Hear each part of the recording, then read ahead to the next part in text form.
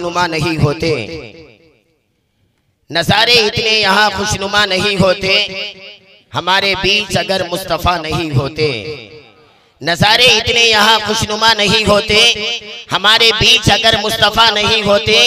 न जाने हमारे अकीदे का हाल क्या होता, न जाने हमारे अकीदे का हाल क्या होता, बरेली के अगर अहमद रजा नहीं होते। न जाने हमारे अकीदे का हाल क्या होता, हमारे बरेली के अगर अहमद रजा नहीं होते। आइए हजरात, अब मैं बड़े अदब के साथ हिंदुस्तान की उस अजीमुल मर्तबा शख्सियत की बारगाह पुरवकार में अकीदत मंदाना अरीजा पेश कर रहा हूँ, जो हुजूर ताजुल शरिया के खलीफा भी है, जो अपने अंदर वो कमाल रखते हैं, दिल में इश्क़ मुस्तफ़ा का जमाल रखते हैं।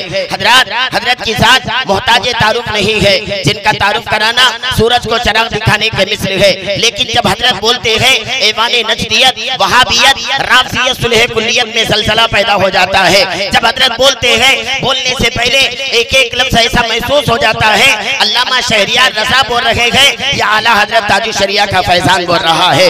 बड़े बाअमल है, मोतबर भी है, मोतमद भी है। तशरीफ ला रहे हैं सुल्तानुल वाइज़ीन, खतीबुल बराहीन, उम्दतुल मुहक्किकीन, शहरियार खिताबत, खतीब आज़म हिंदुस्तान, खलीफा हुजूर ताजुल शरिया हजरत अल्लामा मुफ्ती प्रोफेसर शहरियार रज़ा साहब क़िबला। है जुदा सबसे हजरत का लहजा, हजरत का गुफ्तार भी है जुदा सबसे हजरत का लहजा, हजरत का गुफ्तार भी कुंद हो जाती है हजरत के सामने तलवार भी। अल्लाह अल्लाह अल्लाह अल्लाह अल्लाह अल्लाह हजरत का अंदाज़े खिताबत आज भी, अल्लाह अल्लाह हजरत का अंदाज़े खिताबत आज भी। बैठ जाए उठ के घर सुन ले कोई बीमार भी, तो आए हजरत का इस्तेमाल नारे तकबीर, नारे रिसालत की सदाओं में खड़े, आगे से लेकर पीछे तक, दाएं से लेकर बाएं तक, सारा मजमा अपने हाथ को परचम अब्बास बनाए और खलीफा हुजूर ताजुल शरिया का वेलकम खैर मकदम नारे तकबीर, नारे रिसालत की सदाओं में खड़े आए, पूरी जिंदगी के साथ हजरत का इस्तेमाल करे। नारे तकबीर और जिंदगी के साथ बुलबुल से बहरहाल नशेमन न छूटेगा, बरक़े तबा के खौफ से गुलशन न छूटेगा।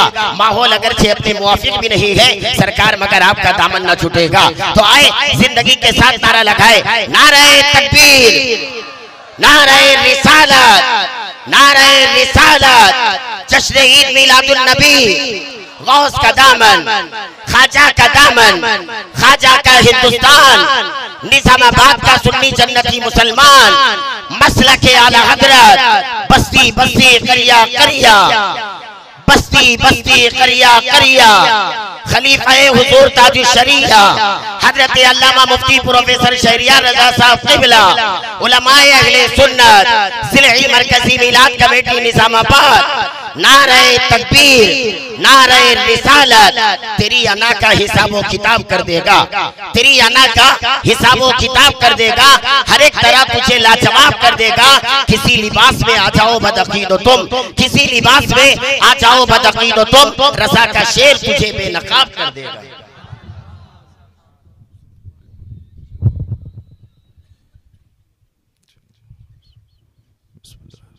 अस्सलामु अलैकुम वरहमतुल्लाहि वबरकातुहू। अल्हम्दुलिल्लाह अल्हम्दुलिल्लाहिल्लज़ी ज़य्यना नबिय्यना बिहबीबिहिल मुस्तफ़ा व मन्ना अलल मुमिनीना बिनबिय्यिहिल मुज्तबा वस्सलातु वस्सलामु अला सय्यिदिना मुहम्मदिन खैरिल वरा व अला आलिहि व अस्हाबिहिन नुजबा इला यौमिल जज़ा। अम्मा बअद फ़अऊज़ु बिल्लाहि मिनश शैतानिर रजीम। बिस्मिल्लाहिर्रहमानिर्रहीम। क़द जाअकुम मिनल्लाहि नूरुन व किताबुम मुबीन। सदक़ल्लाहुल अज़ीम व सदक़ रसूलुहुन नबियुल करीम। एक बार अदब और एहतराम के साथ अल्लाह के प्यारे महबूब दानाए खफ़ाया व ग़ुयूब सय्यद आदम व औलाद आदम नूर मुजस्सम रहमत दो आलम नबी मुहतरम रसूल मुअज़्ज़म जनाब मुहम्मद रसूलुल्लाह सल्लल्लाहु अलैहि वसल्लम की बारगाह पे किस पनाह में नज़राने दुरूद पेश करने की सआदत हासिल करें। पढ़ें अल्लाहुम्मा सल्लि अला सय्यदना व मौलाना मुहम्मदिन मअदनिल जूद वल करम व आलिहि व बारिक व सल्लिम सलातन व सलामन अलैका या रसूलल्लाह। निज़ामाबाद के मुसलमानों ने आका अलैहिस्सलाम की याद का जो उन्होंने सहरा अपने सर लिया है वो सारे हिंदुस्तान वालों के लिए लायक तकलीद है। और सब जगहों पे सिर्फ 12वीं शब में महफिल होती है, मगर यहाँ 15 रोज पहले से महफिल का आगाज हो जाता है।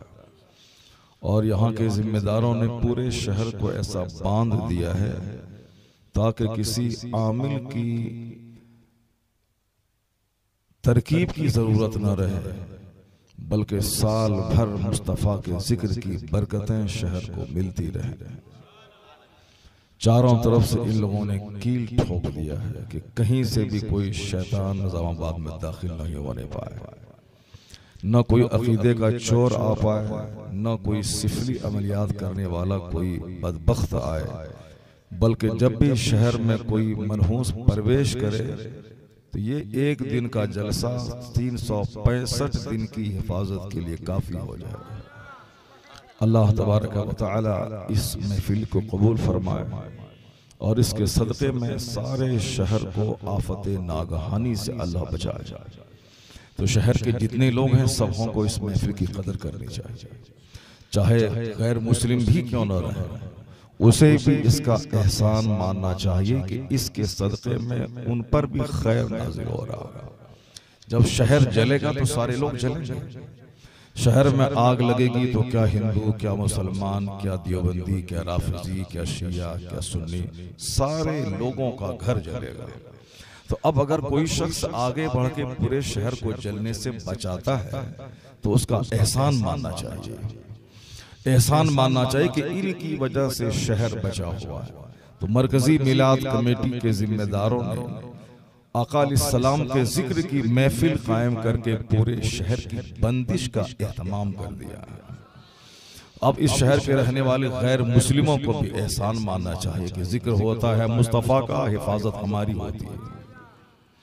और यह लोग चंद मुट्ठी भर दीवाने नबी को याद करते हैं, दुरूद पढ़ते हैं और उसकी बरकतों से सारा शहर माला माल होता है। चूंकि अल्लाह ने अपने महबूब के जिक्र में वो बरकतें रख दी हैं कि बरकत करने जिक्र करने वाला अगर वो जर्रा हो तो अल्लाह उसे आफताब बना देता है। जिक्र करने वाला कोई अजमी हो तो अल्लाह उसे दुनिया भर में इज्जतों का शाहकार बना देता है।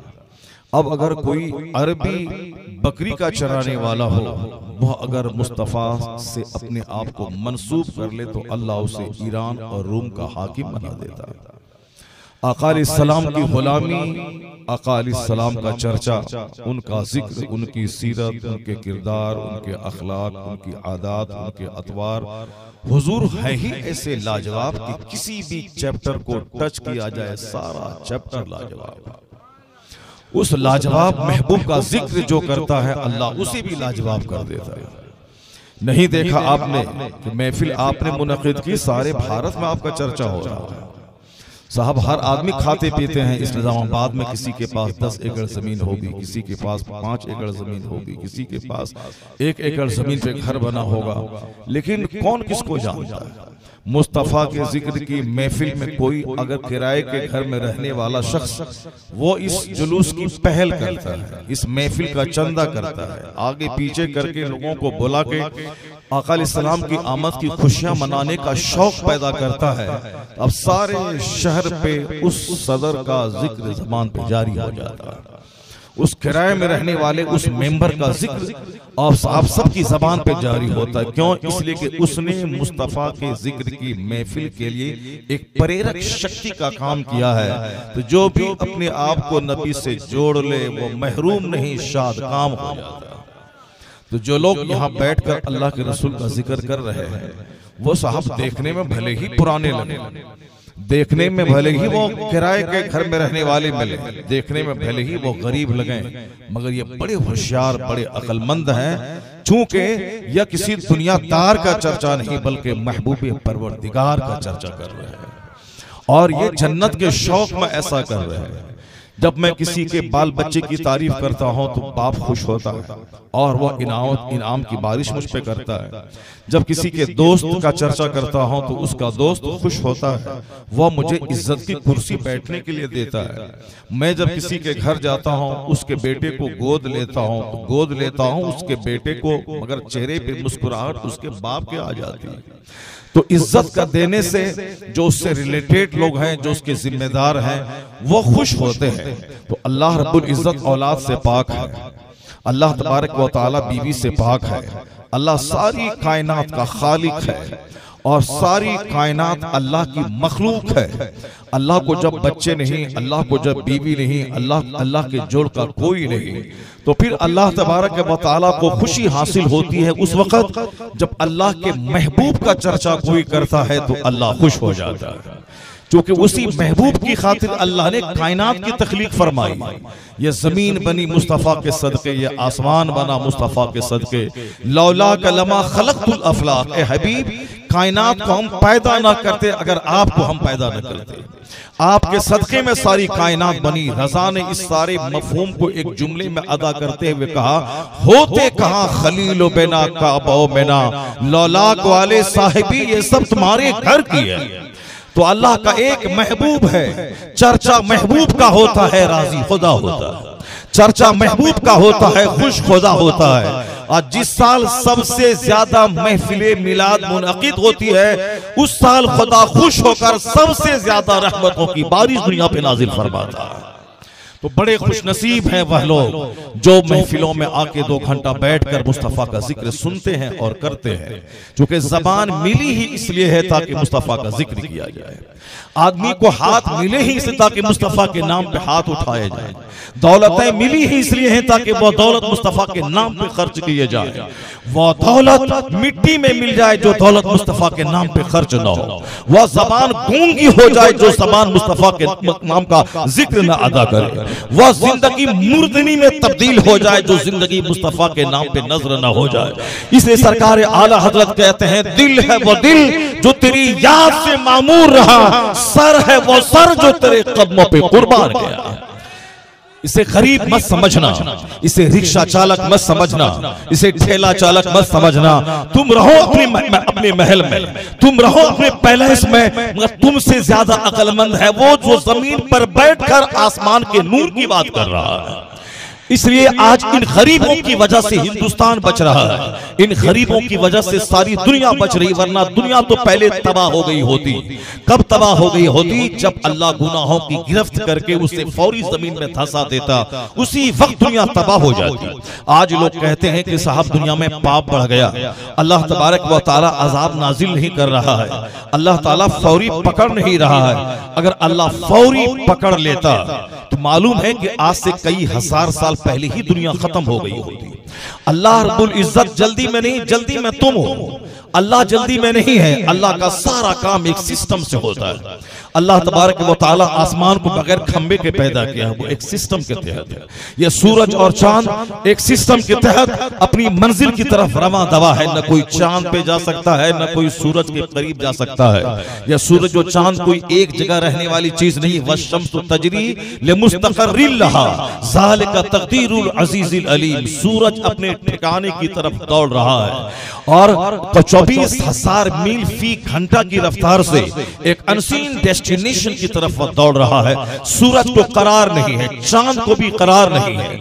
वल क़मर क़द्दरनाहु मनाज़िला हत्ता आदा कल उर्जूनिल क़दीम लश्शम्स यंबग़ी लहा अन तुदरिकल क़मर वलल लैलु साबिक़ुन नहार कुल्लुन फी फ़लकिन यस्बहून। अल्लाह कहता है कि हमने चांद के लिए मंजिलें मुकर्रर कर दी है और उसी मंजिलों पे ये चांद चल रहा है। सूरज के बस में नहीं कि चांद को छू ले और रात के बस में नहीं कि दिन पे चढ़ जाए।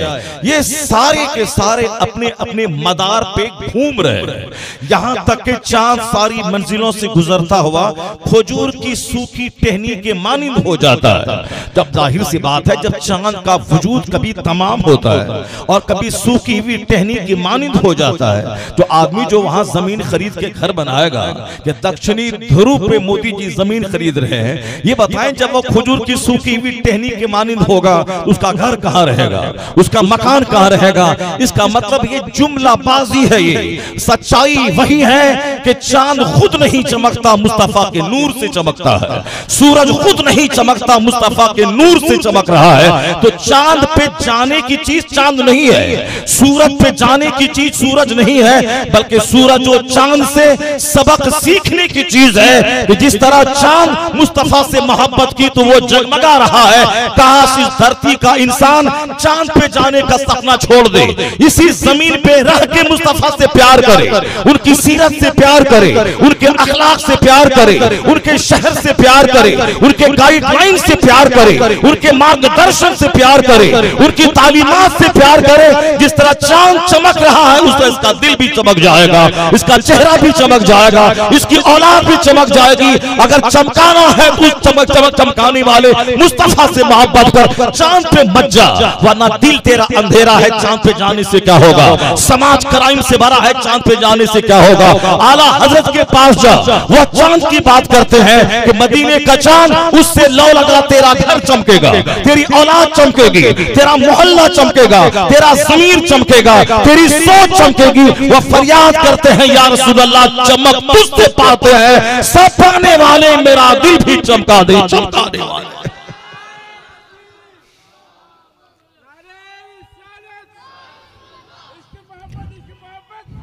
मुस्तफा मोहब्बत की चीज है। मुस्तफा को अल्लाह ने पैदा ही इसलिए किया है ताकि वह नूर अला नूर है, सारी कायनात को रोशन करते रहे। मुस्तफा से जो भी करीब हुआ वो शादकाम हुआ, हुजूर के करीब जो भी पहुंचा, जो भी उनका जिक्र किया वो जर्रा था तो अल्लाह ने उसे आफताब बना दिया। काला बिलाल कोई हैसियत नहीं थी समाज में, कोई उसको पूछता तक नहीं था, मगर वही काला बिलाल जब मुस्तफा का गुलाम बन गया, मुस्तफा का कलमा पढ़ लिया, हुजूर की मोहब्बत, हुजूर का चर्चा जिंदगी का सबसे बड़ा एम और एम्बिशन बना लिया, तो अब वही बिलाल था, पहले कोई बैठने को नहीं देता था, वही बिलाल था, पहले उससे बेटी देने को कोई तैयार नहीं था, वही बिलाल था जिसको कोई चेहरे पे नजर डालने को तैयार नहीं था, मगर निस्बत मुस्तफा से हुई, हुजूर की गुलामी का पट्टा गले में डाल लिया।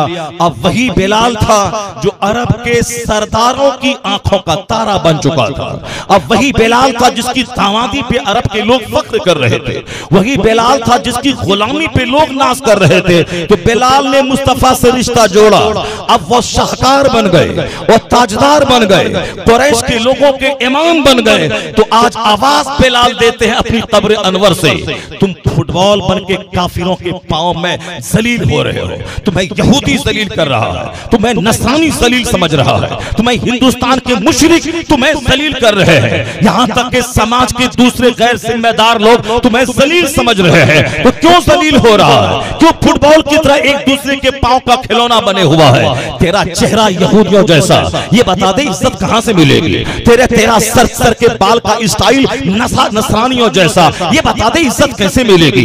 तेरे बाल बच्चों की पैदाइश का सारा अंदाज यहूदो नसारा जैसा, ये बर्थडे पार्टी यहूदो नसारा जैसी, ये बता दे इज्जत कैसे मिलेगी? ये तेरी बेटियों का जींस टी शर्ट ये यहूदो नसारा की बेटियों जैसा, ये बता दे इज्जत कैसे मिलेगी? तुमने पैरवी शुरू की फिल्म के एक्टर की, तुमने पैरवी शुरू की किसी गलीज मुशरिक की, तुमने पैरवी शुरू की किसी यहूदो नसारा की, तुम काफिरों का तलवा चाटने लगे, उनकी गुलामी करने लगे, उनकी हाँ में हाँ मिलाने लगे।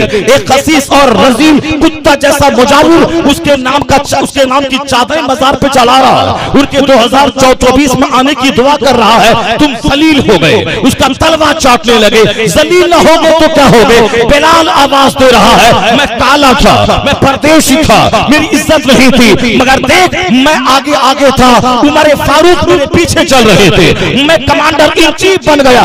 कि कौन सी निस्बत थी जो काले बिलाल को करशों का इमाम बना दिया? मुस्तफा की गुलामी, वह पक्का मोहम्मदी बना, अल्लाह ने इज्जत में निछावर कर दी। तो आज आवाज आ रही है, काफिरों का तलवा चाटना छोड़ दे, उनकी गुलामी छोड़ दे, फिल्म एक्टर की गुलामी छोड़ दे, यहूदों की तकलीफ में बर्थडे पार्टी छोड़ दे, मस्जिदों को भी आबाद कर, अपना चेहरा आबाद कर, अपने सर को आबाद कर, अपने बाल बच्चों को आबाद कर, शादी बियाह अकीका खतना वलीमा सारा काम मुस्तफा की मोहब्बत में सरशार होकर कर, पक्का मोहम्मदी बन जा, ये सारे कुफार तेरे गुलाम हो जाएंगे। कि मोहम्मद से वफा तूने तो हम तेरे हैं, यह जहां चीज है क्या लोहो कलम तेरे हैं। इज्जत देने वाला तो अल्लाह है, जलील करने वाला भी अल्लाह है। अल्लाह तबारक व तआला ही हुकूमत देने वाला है, वही हुकूमतें छीन कर रुसवा करने वाला है। जब तक बंदा इस बात को किरह बांध के सीने में रख नहीं ले, उस वक्त तक मोमिन ही नहीं हो सकता है। चाहे वो 1000 पगड़ी पहन ले, 1000 जुब्बा पहन ले, वो चाहे चेहरे को दाढ़ी से सजा ले, वो रोजाना 4 इशराक अवाबिल सब पढ़े, जब तक इस पॉइंट पे विश्वास नहीं होगा कि अल्लाह ही इज्जत देने वाला है, अल्लाह ही जलील करने वाला है, अल्लाह ही हुकूमत देने वाला है, अल्लाह ही हुकूमत छीनने वाला है, वही सारी कायनात का अहकमुल हाकिमीन अरहमुर राहिमीन, वही सारी कायनात का पैदा करने वाला खालिक और मालिक है। जब तक ये विश्वास न हो, उस वक्त तक कुछ नहीं मिलेगा। सजदे से कुछ नहीं मिलेगा, उस वक्त तक मस्जिदों की तामीर से कुछ नहीं मिलेगा, उस वक्त तक सारा बच्चा हमारा डॉक्टर बन जाए, सारी बच्चियां हमारी इंजीनियर बन जाए, सबों का घर सोने और चांदी का हो जाए, तो फिर काफिरों की तरह तुम एक दौलतमंद बन गए। वरना कमाल तुम्हारा क्या हुआ? अगर दौलत कमाना ही जिंदगी का सबसे बड़ा मकसद है, ये बता दे कि दौलत तू कमा पाएगा, काफिरों का मुकाबला कर पाएगा? नहीं कर पाएगा। ये दुनिया को अल्लाह ने जलील बनाया है ताकि मुस्तफा के गुलाम इस जलील दुनिया से अपने आप को बचाएं। और कैसी जलील है ये दुनिया? हदीस में आया है, अद्दुनिया जीफतुन व तुल्लाबुहा किलाब, ये दुनिया मुर्दार है, उसके तलबगार कुत्ते हैं। अभी जो मुफ्ती साहब ने आधा घंटा तक ये सूद वो सूद, ये पार्टी वो पार्टी, और ये साहब नेटवर्किंग, वो साहब वो साहब, इसमें लोग मुब्तला हो क्यों गए? लोग क्यों सूद खाने लगे? मोमिन जो होगा इतना ही जान कर थर्रा जाएगा अंदर से कि जिस नबी का कलमा मैं पढ़ता हूं, उस नबी ने कहा है कि सूद खाने के 70 गुना है, उनका अदना गुना ये है कि अयन कहर रजुल उम्मा, यानी एक माँ अपनी माँ से, एक मर्द अपनी माँ से निकाह करे, यानी ज़िना करे। 70 रैंक है गुनाह के, और उसका सबसे लोवेस्ट रैंक, सबसे निचला दर्जा ये है कि आदमी अपनी माँ से मुंह काला करे। ये बता दें कि कोई घटिया से घटिया काफिर भी अपनी माँ से मुंह काला करना चाहेगा? नहीं करना चाहेगा। मगर हुजूर ने सूद की मुसम्मत बयान करते हुए कह दिया कि सूद के जो 70 दर्जे हैं गुनाहों के, उसका सबसे लोवेस्ट दर्जा ये है कि एक मर्द अपनी माँ से ज़िना करे। इतना सुनने के बाद एक मोमिन कभी भी वो बोलेगा मैं किराए के घर में रह जाऊंगा मगर सूद नहीं खाऊंगा, मैं सारी जिंदगी मिट्टी के घर में रह जाऊंगा मगर सूद नहीं खाऊंगा, सोने का घर भी मैं बना लूं तो क्या उसे छोड़ के तो मरना होगा, रब की बारगाह में जाना होगा। कितने दिन तक मैं इस महल में रहूं? या तो ये महल नहीं रहेगा, जलजले की नजर हो जाएगा, या फिर मैं नहीं रहूंगा, ये महल रहेगा और मैं 2 गज जमीन के नीचे सांप की खुराक बनने चला जाऊंगा। ये बता दे, निजामाबाद में 100 साल पहले जो पैदा हुआ था एक बच्चा आज जिंदा है, अगर कोई जिंदा भी है तो मुर्दों से बदतर है वो। तो जब ये भी फैक्ट है कि आज जो लोग यहाँ हैं 100 साल के बाद एक बच्चा ढूंढने से नहीं मिलेगा। गए कहाँ ये लोग? कहाँ चले गए? क्या चीज, क्या दिमाग पे कौन सा भूत सवार है कि मकान बनाना है, गाड़ी खरीदनी है, किस काम के लिए? कुल्लो बिनायो वबाल, हर तामीर वबाल है मगर जो जरूरत के तहत हो, हर तामीर वबाल है मगर जो जरूरत के तहत हो। हर पैदा होने वाला मरने के लिए ही पैदा हुआ है, हर कपड़ा पुराना होने के लिए ही पैदा हुआ है, हर मकान उजड़ने के लिए ही पैदा हुआ है, हर पैदा होने वाला मरने के लिए ही पैदा हुआ है। यही फॉर्मूला मुस्तफा हुजरे आयशा में देते थे, मस्जिद नबी के मेंबर से देते थे, फारान की चोटी से यही मुस्तफा ने खिताब किया, यही गारे हिरा पे मुस्तफा ने पैगाम दिया, यही मैदान बद्र उहद में हुजूर ने पैगाम दिया, ताकि दूसरे लोग खिलाफत को चाटे, दूसरे लोग गंदगी में लथपथ हो जाए मगर मुस्तफा का गुलाम उस खिलाफत को न चाटे। और हुजूर ने फरमाया, उस फरमान का जो मफहूम है, 1 रुपया हलाल का हराम के करोड़ों से बेहतर है, तो उसको क्यों चाटता है? जब ये बात दिल में बैठ जाए कि मरना है, अल्लाह को मुंह दिखाना है, वह सूद से भागेगा, वह हराम से भागेगा, वह नाजायज कारोबार से भागेगा। सबसे पहले दिल में मुस्तफा की मोहब्बत बैठा ले और अल्लाह का डर बैठा ले, सारे गुनाह खुद ब खुद कम होते चले जाएंगे। जब तक फिल्म के एक्टर की गुलामी करेगा, सूद भी खाएगा, ज़िना भी करेगा, मोहब्बत को ज़िना का नाम देगा, प्रेम को ज़िना का नाम देगा, और फिर अच्छा खाने पीने के शौक में हराम को गले लगाएगा, सूद और हराम की सारी बातें छोड़ देगा। और जो बोलेगा हराम है उसी को तो तमाचा मारने को चला जाएगा, बोलेगा तेरी जगह आज से खत्म इस मस्जिद से, तुमने सूद पे खिताब किया है, असर से पहले तू बोरिया बिस्तर समेट के यहाँ से चला जा। दुनियादार हो गए लोग, फिल्म के परिस्तार हो गए लोग, यहूद और नसारा के असीर हो गए लोग। ये तो सिर्फ चेहरे पे दाढ़ी एक धोखा है, या सर पे टोपी एक धोखा है, और अंदर में जो दिल उजड़ा हुआ है कि माल चाहिए चाहे जैसा भी माल हो, सबसे पहले मुस्तफा का सच्चा आशिक बनना पड़ेगा। आशिक जहां बने गुनाह मिटते जाएंगे, नेकियों का मुजस्समा बदल बनता चला जाएगा। यही पैगाम बरेली के अहमद रजा ने कहा, जब तक किसी फिल्म के एक्टर का असीर होगा तो कोई वाज असर नहीं करेगा, कोई तकरीर असर नहीं करेगी। जब तक तू गांधी नेहरू को पढ़ता रहेगा तो दुनिया की हवस का शिकार हो जाएगा। आइंस्टाइन को देखेगा तो पक्का दुनियादार हो जाएगा। फिजिक्स केमिस्ट्री बायोलॉजी पढ़ के 4 सिक्का कमाने के लिए 30 साल पढ़ेगा और 30 साल नौकरी करेगा, सारी जिंदगी बुराइयों की नजर हो जाएगी। तो क्यों तुम ऐसे दुनियादार का गुलाम बन रहा है? यही पैगाम सारी जिंदगी रजा ने बरेली की चटाई से दिया कि जब तू किसी गांधी को देखेगा गांधी हो जाएगा, आइंस्टाइन को देखेगा साइंस का गुलाम हो जाएगा। जब तू किसी अमेरिका के इब्राहिम लिंकन को देखेगा तो लिंकन ही बन जाएगा, दुनियादार हो जाएगा। क्यों दूसरों को देखता है, क्यों दूसरों का महल देखता है, क्यों दूसरों की जमीन देखता है, क्यों दूसरों की कार देखता है? निगाहों में हया की चादर डाल ले, निगाहों को नीचे रख, न महल देख, न दूसरों की बेटी का हुस्न देख, न दूसरों का बिजनेस देख, न दूसरों की गाड़ी देख, बस एक देख कि उन्हें माना, उन्हें जाना, न रखा गैर से काम, लिल्लाहिल हम्द में दुनिया से मुसलमान गया। यही पैगाम ईद मिलादुन नबी के जुलूस देते हैं, यही पैगाम ये 12वीं शरीफ के जलसे दे रहे हैं। वरना लंबी दाढ़ी है और सूद में गर्दन तक धंसे, और घर में जवान बेटी है वो बॉयफ्रेंड के साथ, घर में जवान लड़का है वो गर्लफ्रेंड के साथ, घर में बाप है वो गर्लफ्रेंड के साथ, और माँ है बॉयफ्रेंड के साथ। ये घर बनाया है कि तवाइफ का कोठा बनाया है? ये घर जो उजड़ गया, ये मोहब्बत के नाम पे जो बलात्कारी है, ये मोहब्बत के नाम पे जो सेनाकारी है, ये मोहब्बत और प्रेम के नाम पे जो ज़िना हो रहा है, और हमारी बेटियां हमारे हाथों से निकल रही है। वह सना खान नाम की नागपुर की मुसलमान घराने की बेटी, वह एक गैर मुस्लिम से शादी करती है मोहब्बत के बाद, और वह गैर मुस्लिम बदन को निचोड़कर उसे ज़बह करके जबलपुर के नहर में डाल देता है। नहीं देखा तुमने मुसलमान की बेटी, वह भाग करके गैर मुस्लिम से प्यार किया और फिर लिव इन में रहने लगे। कोई रिश्ता नहीं लिव इन का। लिव इन का मतलब है शादी के बगैर किसी मर्द के साथ रहना, ये हराम है। चाहे लिव इन उसका नाम रख दो मगर वह ज़िनाकारी है, चाहे प्रेम नाम रख दो ज़िनाकारी है, चाहे लव नाम रख दो मगर वह ज़िनाकारी है। तुम देखा मुस्तफा से नजर हटी तो गैरों के साथ मेरे बच्चे भागने लगे, मेरी बच्चियां भागने लगी, और रिजल्ट क्या निकला? जो 10 दिन 2-4 महीना उसको निचोड़ने के बाद उसके 50 टुकड़े करके दिल्ली के 50 जंगल में फेंक दिया गया।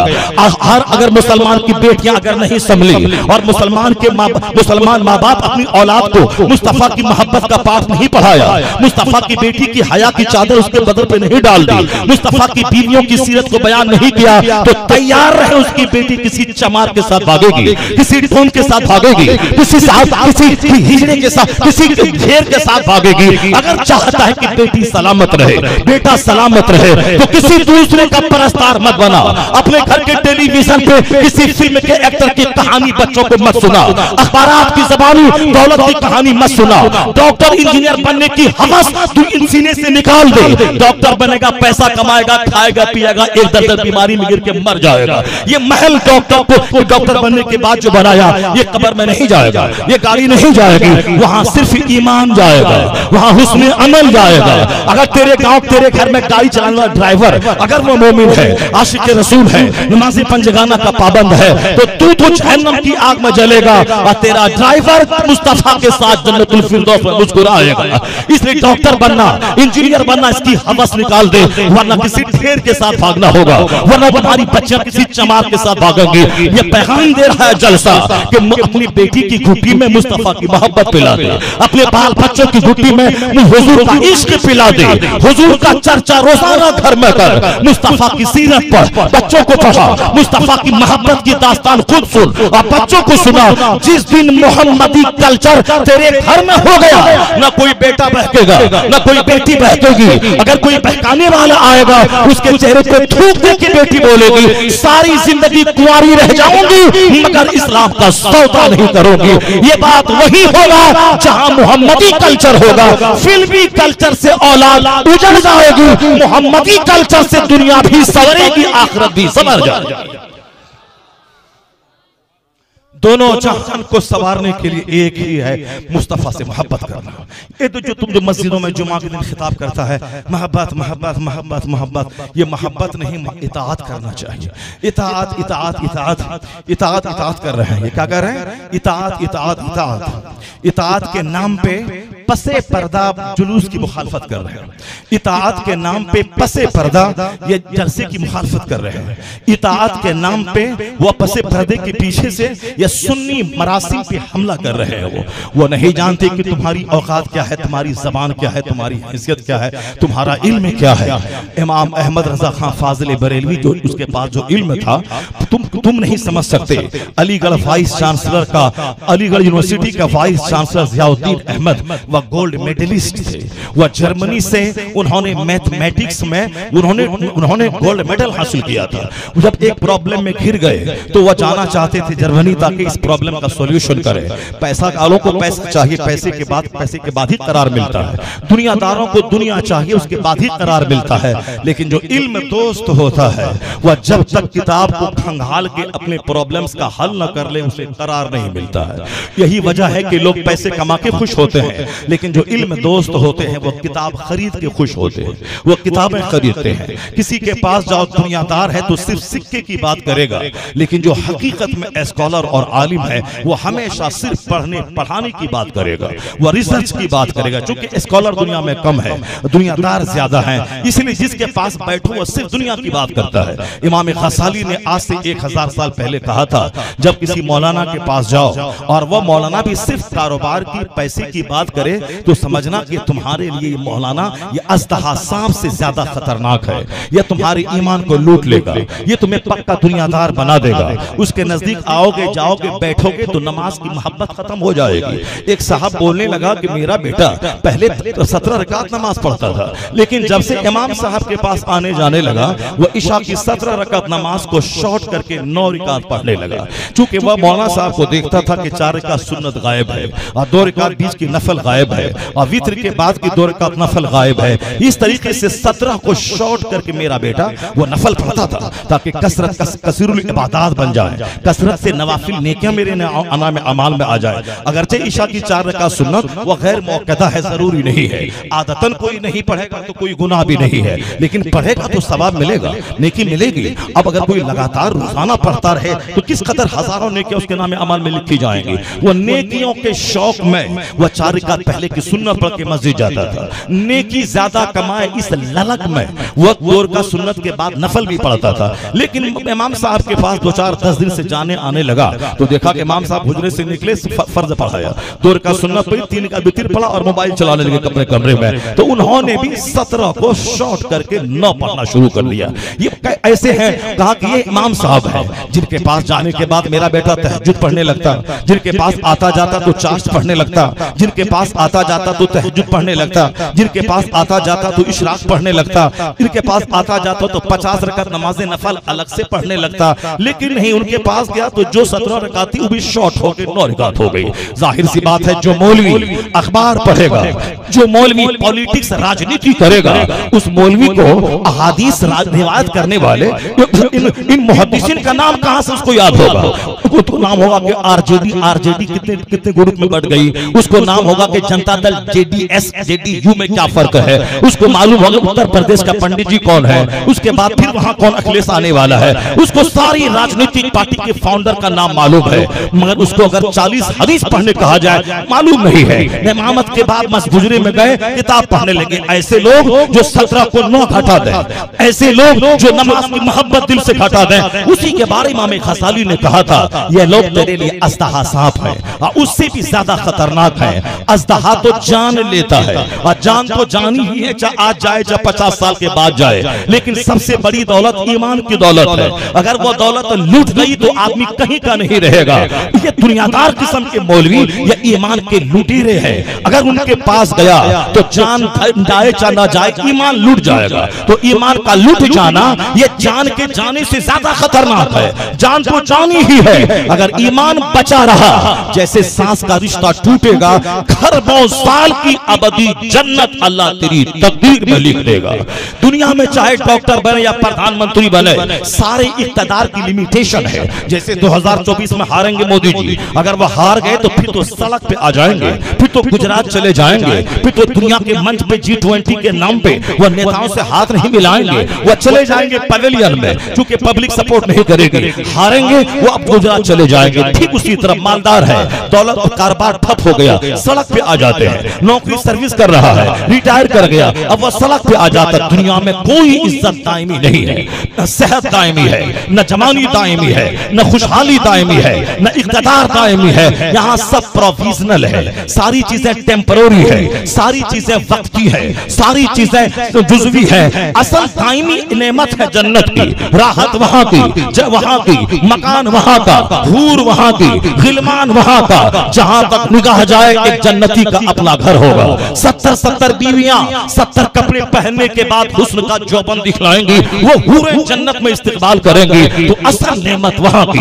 असल लज्जत वहाँ की। दुनिया में आज आराम है, कल दुख की खबर आ गई। आज बेटा जवान है, IAS ऑफिसर बन के आ गया, कल बेटा अचानक मर गया। यहाँ तो हर सुख के साथ दुख की आमेजिश है, यहाँ हर अच्छी हवाओं के साथ तूफान का अंदेशा रहता है, यहाँ हर सुख के बाद दुख का आने का इम्कान और चांस रहता है। तो सच्ची खुशी जन्नत की, जहाँ ना बुढ़ापा है, जहाँ ना बाल का सफेद होना है, जहाँ ना बीमार पड़ना है, जहाँ ना पसीने की बदबू है, जहाँ ना बोलो बराज है, जहाँ ना पेशाब पाखाना है, जहाँ ना अपनी औरतों का छोड़ के भाग जाना है, और जहाँ ना बुढ़ापे में जाना है, और जहाँ ना बर्फीली हवा में वुजू करके नमाज पढ़ना है, जहाँ ना चिलचिलाती धूप है। यानी हर एतबार से लग्जरियस लाइफ अल्लाह ने जन्नत में रखी है, दुनिया में रखी ही नहीं है लग्जरियस लाइफ। यहाँ मकान है, तुर्की में मकान था, 1 मिनट का जलजला कई लाख को निगल के चला गया। नहीं देखा, लोग चेन्नई में सुबह सवेरे टहल रहे थे, मगर 1 मिनट का सुनामी तूफान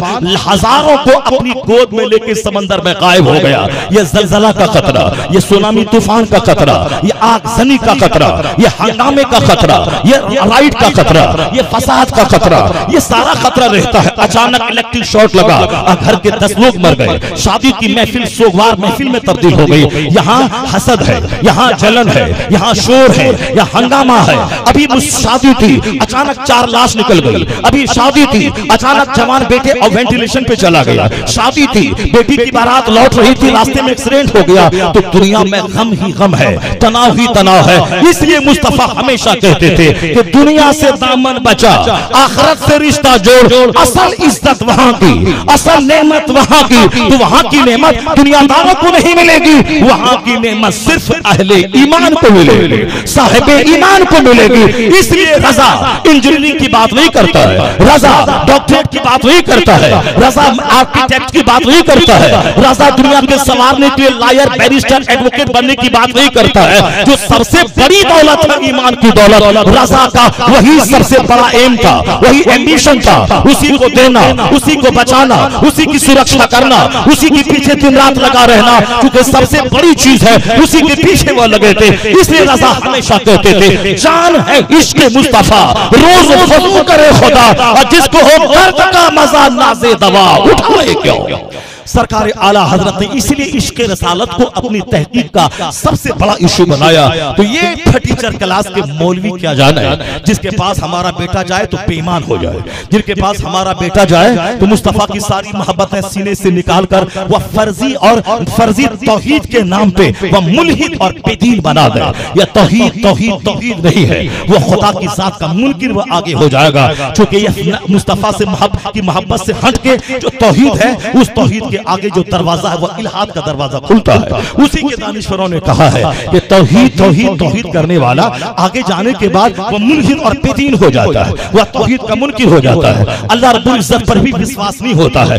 इसीलिए वो अपने लोगों से कहता है मान चाहिए माल, और बेटे के नाम पे कार ले लो, 10 लाख रुपए मांग लो, नमाज पढ़ो, जोहर की सारा गुनाह माफ, जोहर से असर तक चाहे कुछ भी करो, सेना करो, शराब पियो, सूद खाओ, असर पढ़ो, सारा गुनाह माफ, असर से मगरिब के बीच में चाहे बेटे को बेच करके 10 लाख रुपए ले लो, फर्नीचर ले लो, कार गाड़ी सब ले लो, हम मगरिब पढ़ो सारा गुनाह माफ। यही वहां बात होती है, यही उनकी महफिल में। मगर जहां मुस्तफा का सच्चा इश्क होता है, वो नहीं चाहता कि मुस्तफा की आंखों की ठंडक नमाज को तर्क करे, वो गुनाहों का आदी नहीं होता, वो मुस्तफा से सच्ची मोहब्बत के सदके में गुनाहों से बचता है, वह तिनके से भी डरता है। एक माचिस की तीली सारे शहर को जलाकर राख कर देती है, उसी तरह छोटा सा गुनाह भी सारे गुनाह सारी नेकियों को जलाकर राख कर देता है। सच्चा आशिक रसूल वह बड़े गुनाहों से भी बचता है, छोटे गुनाहों से भी बचता है। और जिस वक्त ज़बान पे कलमा जारी हुआ, हालत ईमान में मौत हो गई, उसी वक्त अपनी जिंदगी की सबसे बड़ी कामयाबी समझता है। He became successful। तो डॉक्टर ज़ियाउद्दीन अहमद अलीगढ़ मुस्लिम यूनिवर्सिटी का वाइस चांसलर, उससे पूछ के रजा किसका नाम है, उससे पूछे। कम पढ़े लिखे लोग या सिर्फ दुश्मनी करें रजा की और नबी की तौहीन करें और मोहब्बत को की शान घटाने के लिए इताअत का नाम ले और लोगों के दिल से मुस्तफा की मोहब्बत मिटा दे और चंद सिक्के कमा के जहन्नम पहुंच जाए, ये क्या जाने रजा किसका नाम है। ज़ियाउद्दीन अहमद ने मैथ के प्रॉब्लम में उलझकर परेशान रहने लगे। चूंकि किताबों से इश्क था, इल्म दोस्त था, उसे मकान दुकान कारी झगड़े में कोई लज्जत नहीं थी। हिंदुस्तान की सबसे बड़ी यूनिवर्सिटी के वाइस चांसलर थे, उन्हें सिर्फ किताब से इश्क था, उन्हें तहकीक से मोहब्बत थी, वह सिर्फ नॉलेज और विजडम से का रसिया था। इनमें जहां भी मिले चले जाना चाहिए। रात के अक्सर हिस्से किताबों की स्टडी करता रहता था। मैथ के प्रॉब्लम में उलझ गया, हिंदुस्तान का कोई स्कॉलर उसको हल नहीं करना चाहता था।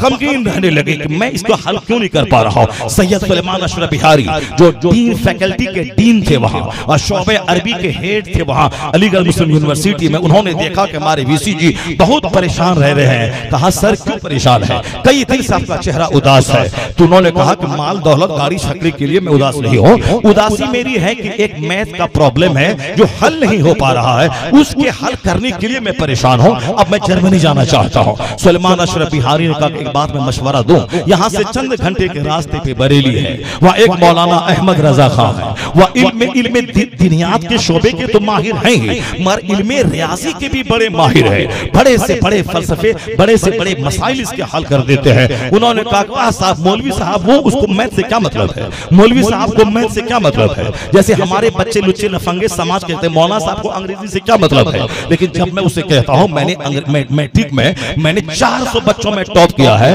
वो आंख खोल के देखता है। और जब मैं कहता हूं इंटरमीडिएट में यूनिवर्सिटी में मैंने टॉप किया है, वो थोड़ा और सर उठा के देखता है। और जब मैं बोलता हूं कि मैंने ग्रेजुएशन में 3 इयर्स डिग्री में मैंने पूरे कॉलेज में टॉप क्लास का रिजल्ट लाया है, वो और थोड़ा चौंक जाता है। और जब मैं कहता हूं ये मौलवी मदरसे की चटाई पर पढ़ने वाला खालिस मौलवी, इंग्लिश लिटरेचर में जब मैंने एमए किया है और पूरे कॉलेज में सबसे टॉप रिजल्ट रहा और वहां के जबरदस्त प्रिंसिपल के हाथों मुझको प्राइज मिला, वो तो और चौंक के देखने लगता। मौलवी को अंग्रेजी से क्या मतलब है, मौलवी को मैथ से क्या मतलब है, मौलवी को फिजिक्स केमिस्ट्री से क्या मतलब है। इसलिए आज मदारिस के जिम्मेदारों को चाहिए सिर्फ कुरान खानी करने वाले बच्चों की टीम मदरसे से पैदा न करे, बल्कि मदरसों से फिजिक्स केमिस्ट्री के जानकार की टीम पैदा करे। मदरसों से अंग्रेजी में 2-2 घंटे खिताब करने वाले दाइए दीन की टीम तैयार करे। जब सारे पैसे खर्च हो रहे हैं मकान पे, बच्चों के खिलाने पे, लोग ज़कात और खैरात दे ही रहे हैं, तो अरबी भी बच्चों को नहीं आती तो मदरसे को तोड़ दे, मदरसे को हटा दे।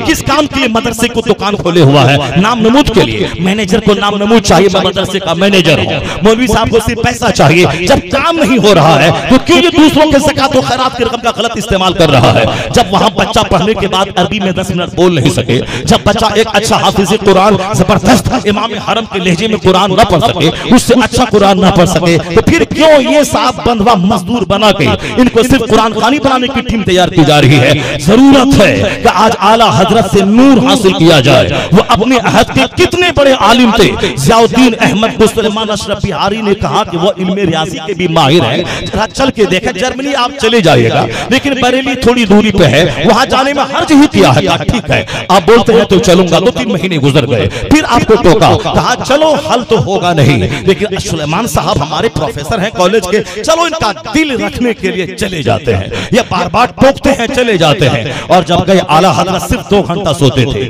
अब 22 घंटे फराइज व वाजिबात से फारिग होने के बाद दुनिया भर के फतावे का जवाब देने, वह फतवा की तस्हीह करने और दीन की खिदमतों में लगे रहते थे। और अवाम से मिलने का टाइम सिर्फ अस्र से मगरिब के बीच में होता था। वह अब बाकी 5 नमाजें बाजमात मस्जिद में पढ़ते थे और मस्जिद से घर चले जाते। वहां ज़ना इत्मीनान खाने में ही, ताकि लोगों की भीड़ भाड़ में किताबों की तसनीफ और तालीफ का काम नहीं हो पाएगा, उसके लिए सुकून चैन चाहिए। तो अक्सर घर ही में रहते थे, सफर बहुत कम करते थे, जलसे जुलूस में बहुत कम जाते थे, सारा काम लिटरेचर जमा करने में, कौम को देने में सारा टाइम सर्फ करते थे। आज अगर वो लिटरेचर नहीं होता तो इल्म गैब के मुनाजरे में हम अदौलतुल मक्किया लेके मैदान मुनाजरा कैसे जीत पाते? अगर वह फतवा रज़विया न होता तो आज हम उसकी जिल्दें फ्रेंच और डच और इंग्लिश में ट्रांसलेट करके अमेरिका की लाइब्रेरी में कैसे रखते? आज ऑक्सफोर्ड में है फतवा रज़विया, कैम्ब्रिज में है फतवा रज़विया, हार्वर्ड में है फतवा रज़विया, ऑस्ट्रेलिया यूनिवर्सिटी में है फतवा रज़विया, हिंदुस्तान की अक्सर यूनिवर्सिटीज में रज़ा पे मकालात लिखकर पीएचडी की डिग्रियां हासिल की जा रही है। एक तन्हा मौलवी है पूरी दुनिया में जिस पर 100 के करीब लोगों ने थीसिस लिखकर पीएचडी की डिग्री हासिल की है, सिर्फ तन्हा मौलवी इमाम अहमद रज़ा खां फाज़िल बरेलवी है। तो ऐसा लगता है अगर रज़ा खां एक छोटा सा मौलवी होता या वली होता तो सिर्फ साल में एक बार चादर चढ़ती और लोग चले जाते। या हर मदरसे में रज़ा का सलाम नहीं पढ़ा जाता, हर जुमे में रज़ा का खुतबा नहीं पढ़ा जाता, हर मदरसे की चटाई में मदरसे बुखारी में रज़ा का नाम नहीं आता। यहाँ तक कि मुहद्दिस सूरती जो हिंदुस्तान का सबसे बड़ा मुहद्दिस आज़म हिंद का उस्ताद था, पूरी बुखारी शरीफ ज़बानी याद थी, ये किसी को याद नहीं होती है बुखारी शरीफ। उसको जब देखा कि दरसे बुखारी में रज़ा का नाम, सफर में रज़ा का नाम, जुमा के खिताब में रज़ा का नाम, तो मुहद्दिस आज़म हिंद मदनी मियां के बाप ने पूछा, हुजूर आप मुरीद हैं फजलेगंज मुरादाबादी से, मुर्शिद का नाम कभी नहीं बोलते, आप सबके उस्ताद हैं मौलाना इसहाक, उसका नाम कभी नहीं लेते। लोग उस्ताद का नाम लेता है, अपने मुर्शिद का नाम लेता है, मुर्शिद का नाम कभी नहीं लेते। तो मुहद्दिस सूरती ने क्या कहा था? ये हमारे बहुत सारे मंचले किस्म के लोग जो सिद्दीक अकबर का नाम नहीं लें, फारूक आजम का नाम नहीं लें, उस्मान गनी का नाम नहीं लें, सिर्फ मौला अली का झंडा हाथ में उठाएं, मौला मौला मौला मौला बोले, उसे मालूम नहीं कि हजरत अली का मौला उस्मान गनी है, हजरत अली का मौला उमर फारूक है, हजरत अली का मौला अबू बकर सिद्दीक है। उसे क्या खबर? सिद्दीक खलीफा बने, अली ने उनका सपोर्ट किया, उमर फारूक खलीफा बने, अली ने उसका सपोर्ट किया, उस्मान गनी 12 साल खलीफा रहे, अली ने उनका सपोर्ट ही नहीं किया। अपने 2 जवान बेटों के साथ उमर फारूक के साथ जिहाद में शरीक रहे, हजरत उस्मान गनी की फौज में अपने दोनों बेटों को शामिल किया, उनके साथ जिहाद करते थे, उनके दोनों बेटों के साथ अगर उनकी हक तलफी हुई थी, अगर उनका हक मारा गया था, अगर उनका गसब हक किया गया था, तो मौला अली का दोनों शेर बेटा था, दोनों बेटा को लेते और खुद आते, कहते उमर ये मनसब मेरा है, आप हट जाइए यहाँ से, ये मनसब मेरा है, आप यहाँ से हट जाइए, मगर तुम्हें शर्म आनी चाहिए। जिस मौला अली ने सिद्दीक अकबर के बारे में कहा, जब रसूलुल्लाह ने आपको आगे बढ़ाया है तो कौन पीछे करेगा आपको? मुस्तफा ने कहा था उमर के बारे में, अगर मेरे बाद कोई दूसरा नबी होता तो उमर नबी होता, लौ कान बादी नबिय्या लकाना उमर, अगर मेरे बाद अगर कोई नबी होता तो उमर नबी होता, मगर चूंकि मैं आखिरी नबी हूँ, नबूवत का दरवाजा बंद हो गया है, मगर अगर दरवाजा खुला रहता और कोई नबी होता तो उमर नबी होते। हुजूर ने कहा था कि अबू बकर के माल ने जितना मुझको नफा दिया है उतना किसी के माल ने नफा नहीं दिया है। अबू बकर यारे खारे मुस्तफा है, क़यामत तक कब्र में आराम कर रहे हैं, और जब मुस्तफा कब्र अनवर से निकल के जन्नत जाएंगे तो दाहिने हाथ सिद्दीक अकबर के हाथ में और बायां हाथ फारूक आजम के हाथ में, ये सीना पीटने वाला, ये पट्टी और सबर लगाने वाला, ये सीना कूटने वाला, ये मातम करने वाला, ये इस्लाम को बदनाम किया है, शैख़ करीमन की इज्जत को पामाल किया है। ये सजा है अल्लाह की तरफ से कि तुम्हारे पूर्वजों ने हुसैन का कत्ल किया, मौला अली का कत्ल किया, उसी के सजा के रूप में अल्लाह ने तुझको दिया है। और सारी जिंदगी तुम मातम करते रहो, सारी जिंदगी सीना को भी करते रहो, सारी जिंदगी सीने को जख्मों से छलनी करते रहो, सारी जिंदगी आग में जलते रहो, आग में पांव देते रहो। वरना इस्लाम को डराने से क्या मतलब है? इस्लाम को फिक्शन से क्या मतलब है? इस्लाम को फिल्मी कहानी से क्या मतलब है? इस्लाम को कॉमेडी से क्या मतलब है? तुमने जो फिल्मी कहानी बना दिया, हाय सकीना, हाय ज़ैनब, हाय मौला अली, हाय शहरबानो, क्या है ये बेसब्री की कहानी है इस्लाम या फिल्मी नाटोंगी है? ये ड्रामा है। तो हाय सकीना करने की कहानी ये नहीं है, हुसैन आजम की कहानी। हुसैन आजम शहीद आजम का नाम है, बहादुर आजम का नाम है, योद्धा से बड़े योद्धा का नाम है, इंसानियत के शहीद आजम का नाम है। क़यामत तक जो जुल्म के बीच में घिर कर हक बोलेगा, मुंह उसका है, ये हौसला हुसैन का अता किया हुआ है। हुसैन आजम ने हक के जुल्म के खिलाफ हक बोलने का हुनर सिखाया है। ये क़यामत तक के सारे लोगों को एहसास होगा। तो हुसैन का नाम फिल्मी कहानी नहीं है, हुसैन की माँ बहन बेटी ज़ैनब कुलसुम का नाम ये रोने की कहानी नहीं है, वो आला हजरत ने मना किया है, हमारे बुजुर्गों ने मना किया है, खबरदार हुसैन के नाम पे रोना नहीं, रोने की नाटंकी मत करना, इसलिए कि हुसैन रुलाने नहीं आए हैं, हुसैन हमारा सीना फख्र से चौड़ा करने आए हैं। हुसैन योद्धा का नाम है, बहादुर का नाम है, हुसैन जिंदा है तो जिंदों का मातम कैसा, जिंदों के नाम पे काली पट्टी कैसी, जिंदों का शौक कैसा। हुसैन आजम अपने अली अकबर को गमाया, अली असगर को गमाया, सारा कुंबा लुटाया, रोया नहीं, मुस्कुराता हुआ कुंबा लुटाता रहा। मेरा बच्चा लूटे, मुस्तफा की शरीयत बच जाए, इस्लाम बच जाए, हक बच जाए। यहाँ तक कि सारी दुनिया मिलकर, सारी असीदियत ने हुसैन का हाथ लेना चाहा, मगर लाश गिरती रही, हुसैन का हौसला जवान होता रहा, हुसैन का इरादा पुख्ता होता रहा। 72 जख्म नेज़ों के खा के सरे अक़दस को सजदे में रखा, मगर हाथ उस जालिम के हाथ में नहीं दिया। यजीद हार गया, सारी एनर्जी छोड़कर हुसैन सारी मुसीबतें और बच्चों की लाशों के बीच अपना हाथ बचाने में कामयाब हो गया। अब कयामत तक मुसलमानों को हुसैन पे फख्र है, मेरा बहादुर हो तो ऐसा, मेरा इमाम हो तो ऐसा, मेरा शहीद हो तो ऐसा। तो हुसैन की कहानी नाटुंगी की कहानी नहीं है, हुसैन की कहानी शहादत की कहानी है, बहादुरी की कहानी है। हुसैन के नाम से इस्लाम जिंदा होता है, हुसैन के नाम से हौसला मिलता है। मगर बदतमीजों ने नमाज नहीं पढ़ी और मातम शुरू किया, बदतमीजों ने रोजा नहीं रखा, मातम शुरू किया, बदतमीजों को हज से कोई मतलब नहीं, मातम शुरू किया। हुसैन हुसैन हुसैन, हुसैन जिस मजहब की खातिर अपनी जान दी थी, उस मजहब का कोई चर्चा नहीं। उस मजहब को वह मजहब चाहे बदनाम हो जाए, चाहे फिक्शन और नॉवेल की कहानी वो बना दे, मगर एहसान इस सदी में इमाम अहमद रजा खां फाज़िल बरेलवी का है। आज अगर सीरत के जलसे जिंदा है, अगर 12वीं का जुलूस जिंदा है, आज अगर ये चरसी भंगी, ये शराबी जो कहता था हुसैन की सवारी इस पे आ गई, और फिर हैदराबाद, निजामाबाद और बंबई के औरतों का एक बड़ा तबका जो उनके पास जाके कहता था हुसैन बेटा दे दे, ये जहालत अगर धीरे धीरे मिटी है, फर्जी करबला, ये फर्जी इमामबाड़ा, ये फर्जी अखाड़ा अगर इसकी कहानी मिटी है, कम हुई है, तो एहसान तनहा आली इमाम अहमद रजा खां फाज़िल बरेलवी का है। अगर आज हुसैन आजम की महफिलें है, शहादत का चर्चा है, हुसैन आजम का जिक्र है, सभी लगाई जा रही है, अगर आज आलिमों की इज्जत है, अगर खिताब जिंदा है, इल्म जिंदा है, उलमा का फकार जिंदा है, वरना तो चरसी को कुतुब बना लिया गया था, शराबी को बाबा कहा जा रहा था, उनके पास औरतों की भीड़ लगाई जा रही थी, मदरसों को वीरान किया जा रहा था। मगर अल्हम्दुलिल्लाह आज मदरसा जिंदा है, खिताब जिंदा है, बरेली का फतवा जिंदा है, आज हुकूमत भी उलमा का एहतराम करती है, आज करोड़ों लोग जुलूस मोहम्मदी में मैदान में निकलते हैं। तो इस सदी में ये जो बहारें हैं, एहसान अहमद रजा खां फाज़िल बरेलवी का है, जो इल्म को मिटने से बचाया है, आलिमों के वकार को बढ़ाया। ये इस्लाम अखाड़ा का मजहब नहीं है, ये इस्लाम मातम का मजहब नहीं है। वो तो सलीलों, खसीलों, रजीलों ने इसे मातम का मजहब बना दिया। ये मुट्ठी भर सलीलों से क्या होता है? सारी दुनिया में बोलबाला इस्लाम का, सारी दुनिया में बोलबाला सुन्नियत का, सारी दुनिया में बोलबाला अहले बैत अतहार की कुर्बानियों का, सारी दुनिया में बोलबाला जलालुद्दीन सियूती का, इमाम गज़ाली का, हजरत राज़ी का, इमाम आज़म का, इमाम अहमद बिन हंबल का, इमाम शाफी का, इमाम मालिक का, गौसे आज़म का, महबूब इलाही का, कुतुबुद्दीन बख्तियार काकी का, गरीब नवाज का, जो 90 लाख काफिरों के सीने में ईमान का नूर दिया। तो हिंदुस्तान से लेके अमेरिका और अरब की दुनिया तक चर्चा इन सारे उलमा का, इनकी किताबों का, इनकी तहकीकात का, इसलिए हजार कोई नाचे कूदे, इस्लाम न कभी बर्बाद हुआ है, न घटा है। मुस्तफा के मानने वालों की तादाद न घटी है, न कयामत तक घटेगी। चाहे अपने अंदर का दुश्मन हो, चाहे बाहर का दुश्मन हो, दुश्मनी होने दे, तू नर्वस मत होना। अपना रिश्ता अहले सुन्नत से मजबूत रख, अपना रिश्ता मस्जिदों से मजबूत रख, अपना रिश्ता उलमा से मजबूत रख। नाचने कूदने दे ये अंदर के मुनाफिकों को, और नाचने कूदने दे बाहर के मुनाफिकों को। मगर 1400 साल की सच्चाई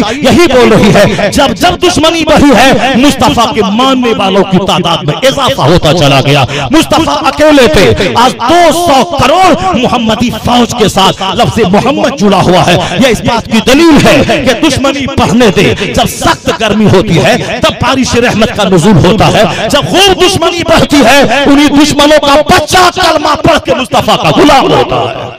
ज़हन इंसान को बेदार हो लेने दे। हर कौम पुकारेगी हमारे हैं रसूल। इस्लाम अखाड़े का मजहब नहीं है, इस्लाम नाचने कूदने का मजहब नहीं है। ज़ियाउद्दीन अहमद ने कहा चलिए आप जब कहते हैं तो चलते हैं। जब बरेली गए, असर से मगरिब के बीच का टाइम होता था, दुनिया भर के उलमा से मिलने का, मुफ्तियान कराम के फतवे की तस्दीक और तायीद करने का वही एक वक्त था मिलने का। ज़ियाउद्दीन अहमद गए, कहा खैरियत तो है? कहा हुजूर दुआ है, मैं एक काम से आया हूँ। कहा कौन सा काम है? कहा हुजूर एक मैथ का प्रॉब्लम है। सुलेमान अशरफ बिहारी जो आपके खलीफा और मुरीद हैं, इनके हौसला दिलाने पर, इनके शौक दिलाने पर, इनकी रग़बत दिलाने के बाद मैं आपके पास आया हूँ। एक मैथ का मसला है, उसके तवील वक्त चाहिए। आला हज़रत ने कहा मेरे पास तवील वक्त तो नहीं है, अलबत्ता बताइए तो सही कि आप कौन सा मसला है। कहा हुजूर ऐसे चलते फिरते नहीं, आप टाइम दें, मैं दिल खोल के मसले को बताऊंगा। कुछ तो सुनाइए, कुछ तो सुन लूं कि मैं कौन सा प्रॉब्लम है। इधर इनकी जबान से मसला निकला, उधर आला हजरत मुस्कुराते हुए उसका हल बताते हैं। ज़ियाउद्दीन अहमद के पांव तले की जमीन जैसे खिसक गई हो, चेहरे पे निगाहें टिक गई। वो कहने लगा कि मैं कई महीनों से इसमें उलझा था और ऐसा चुटकी में मसले का हल देने वाला, अगर इल्मे लदुन्नी का नाम मैंने सुना था तो इल्मे लदुन्नी का आंखों से मुशाहिदा आज कर रहा हूं। यह हस्ती नोबेल प्राइज पाने की मुस्तहिक है। जो मैंने कई साल मैंने जर्मनी को दिया वो सारा आपस गया। इतना बड़ा इल्मी शाहकार मेरे मुल्क में अगर मौजूद है, ये हिंदुस्तान के लिए काबिल फख्र है, ये नोबेल प्राइज पाने की मुस्तहिक है। जब वहां से वह लौटा, दाढ़ी मुंडाने वाला दाढ़ी छोड़ दिया, टाई पहनने वाला टाई छोड़ दिया, इस्लामी लिबास पहनने लगा। यानी आला हजरत की इल्मे रियाजी की धमक ने एक दुनियादार को पक्का आशिक़े रसूल बना दिया। आला हजरत फाजिल बरेलवी को तुम और हम क्या समझें, ये तो उनसे पूछ ले। बस बात छिड़ गई है तो एक बात और कह दे, क्योंकि लोग सतही तौर पर उनका नाम इस तरह बयान करते हैं जैसे कि एक मौली साहब थे, वो जैसे कि मौली साहब है। हाँ, उस मौली साहब ही की तरह रजा साहब एक मौली साहब थे। चूंकि करीब से जानता नहीं है, वह जानता नहीं कि रजा कौन है। आदमी अपने दिमाग में एक नफरत की धारणा बना लेता है। एक बहुत बड़ा आरएसएस का वर्कर गांधी जी को हिंदुस्तान का दुश्मन समझता था, वह गांधी जी के खिलाफ हमेशा जहर उगलता था। वह नाथूराम गोडसे को हिंदुस्तान का हीरो समझता था, वो आरएसएस का कैडर लीडर था। लेकिन जब इंदिरा गांधी के जमाने में इमरजेंसी में अब सारे आरएसएस के वर्करों को पकड़ पकड़ कर जेल में डाला जाने लगा, उसी जेल में जाने वालों में से वह शख्स भी था। अब जेल चला गया, पढ़ा लिखा आदमी था, दिमाग में था कि गांधी ही हिंदुस्तान पाकिस्तान के बंटवारे का जिम्मेदार है और गांधी ही हिंदुस्तान की नई तामीर का दुश्मन है और सावरकर हिंदुस्तान का। एक दिमाग में धारणा बैठी हुई थी गांधी के खिलाफ। अब जेल में कोई काम है नहीं, अब वहां लिटरेचर पढ़ना, वक्त गुजारना, वहां गांधी जी की लिटरेचर वाफिर मिकदार में मौजूद थी। पढ़ना शुरू किया, एक किताब पढ़ा चौंक गया, दूसरी किताब पढ़ा चौंक गया, तीसरी किताब पढ़ा चौंक गया। अब यहां तक कि जेल से निकलने के बाद वह ठान लिया कि अब जो जिंदगी बची है वह गांधी जी के अहिंसा के फॉर्मूले को मैं आम करूंगा। मैं गलती से उसको हिंदुस्तान का दुश्मन समझता था, वो तो पता चला कि हिंदुस्तान में उससे बड़े कद का कोई लीडर ही नहीं है। जब आदमी पढ़ेगा नहीं तो जानेगा कैसे?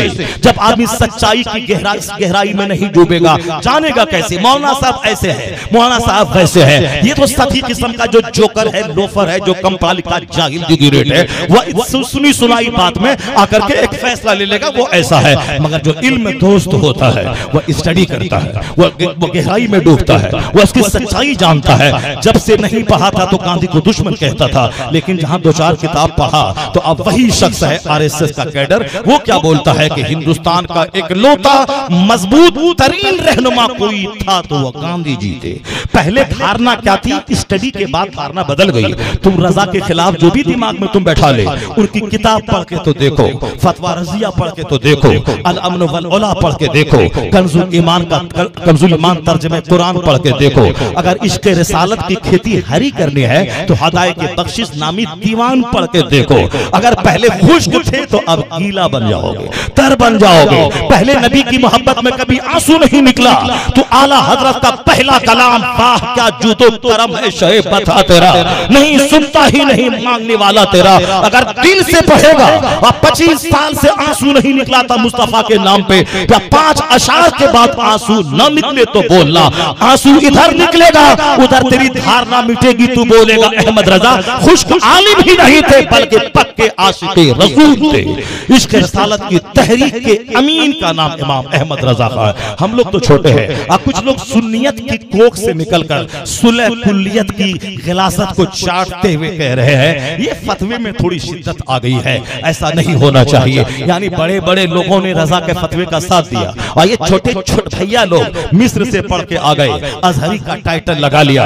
अब ये आला हजरत के फतवे हुसामुल हरमैन के खिलाफ बोल रहे हैं और ये साहब बिल्कुल एक मॉडर्नाइजेशन में की दुनिया में ढलकर सुलह कुलियत की तबलीग कर रहे हैं। नहीं, उतना दम नहीं है, उतनी गहराई फतवा रज़िया में नहीं है और फिर उस फतवे में थोड़ी शिद्दत आ गई है। हम लोगों को नॉर्मल बनना चाहिए। ये कौन 105 साल के बाद का ये छोट भैया बोल रहा है। मैं कहता हूँ रजा आशिक गौस भी थे, नाइबे गौसुल वरा थे, नाइबे पैगंबर थे, मुजद्दिद आज़म थे, शेखुल इस्लाम थे।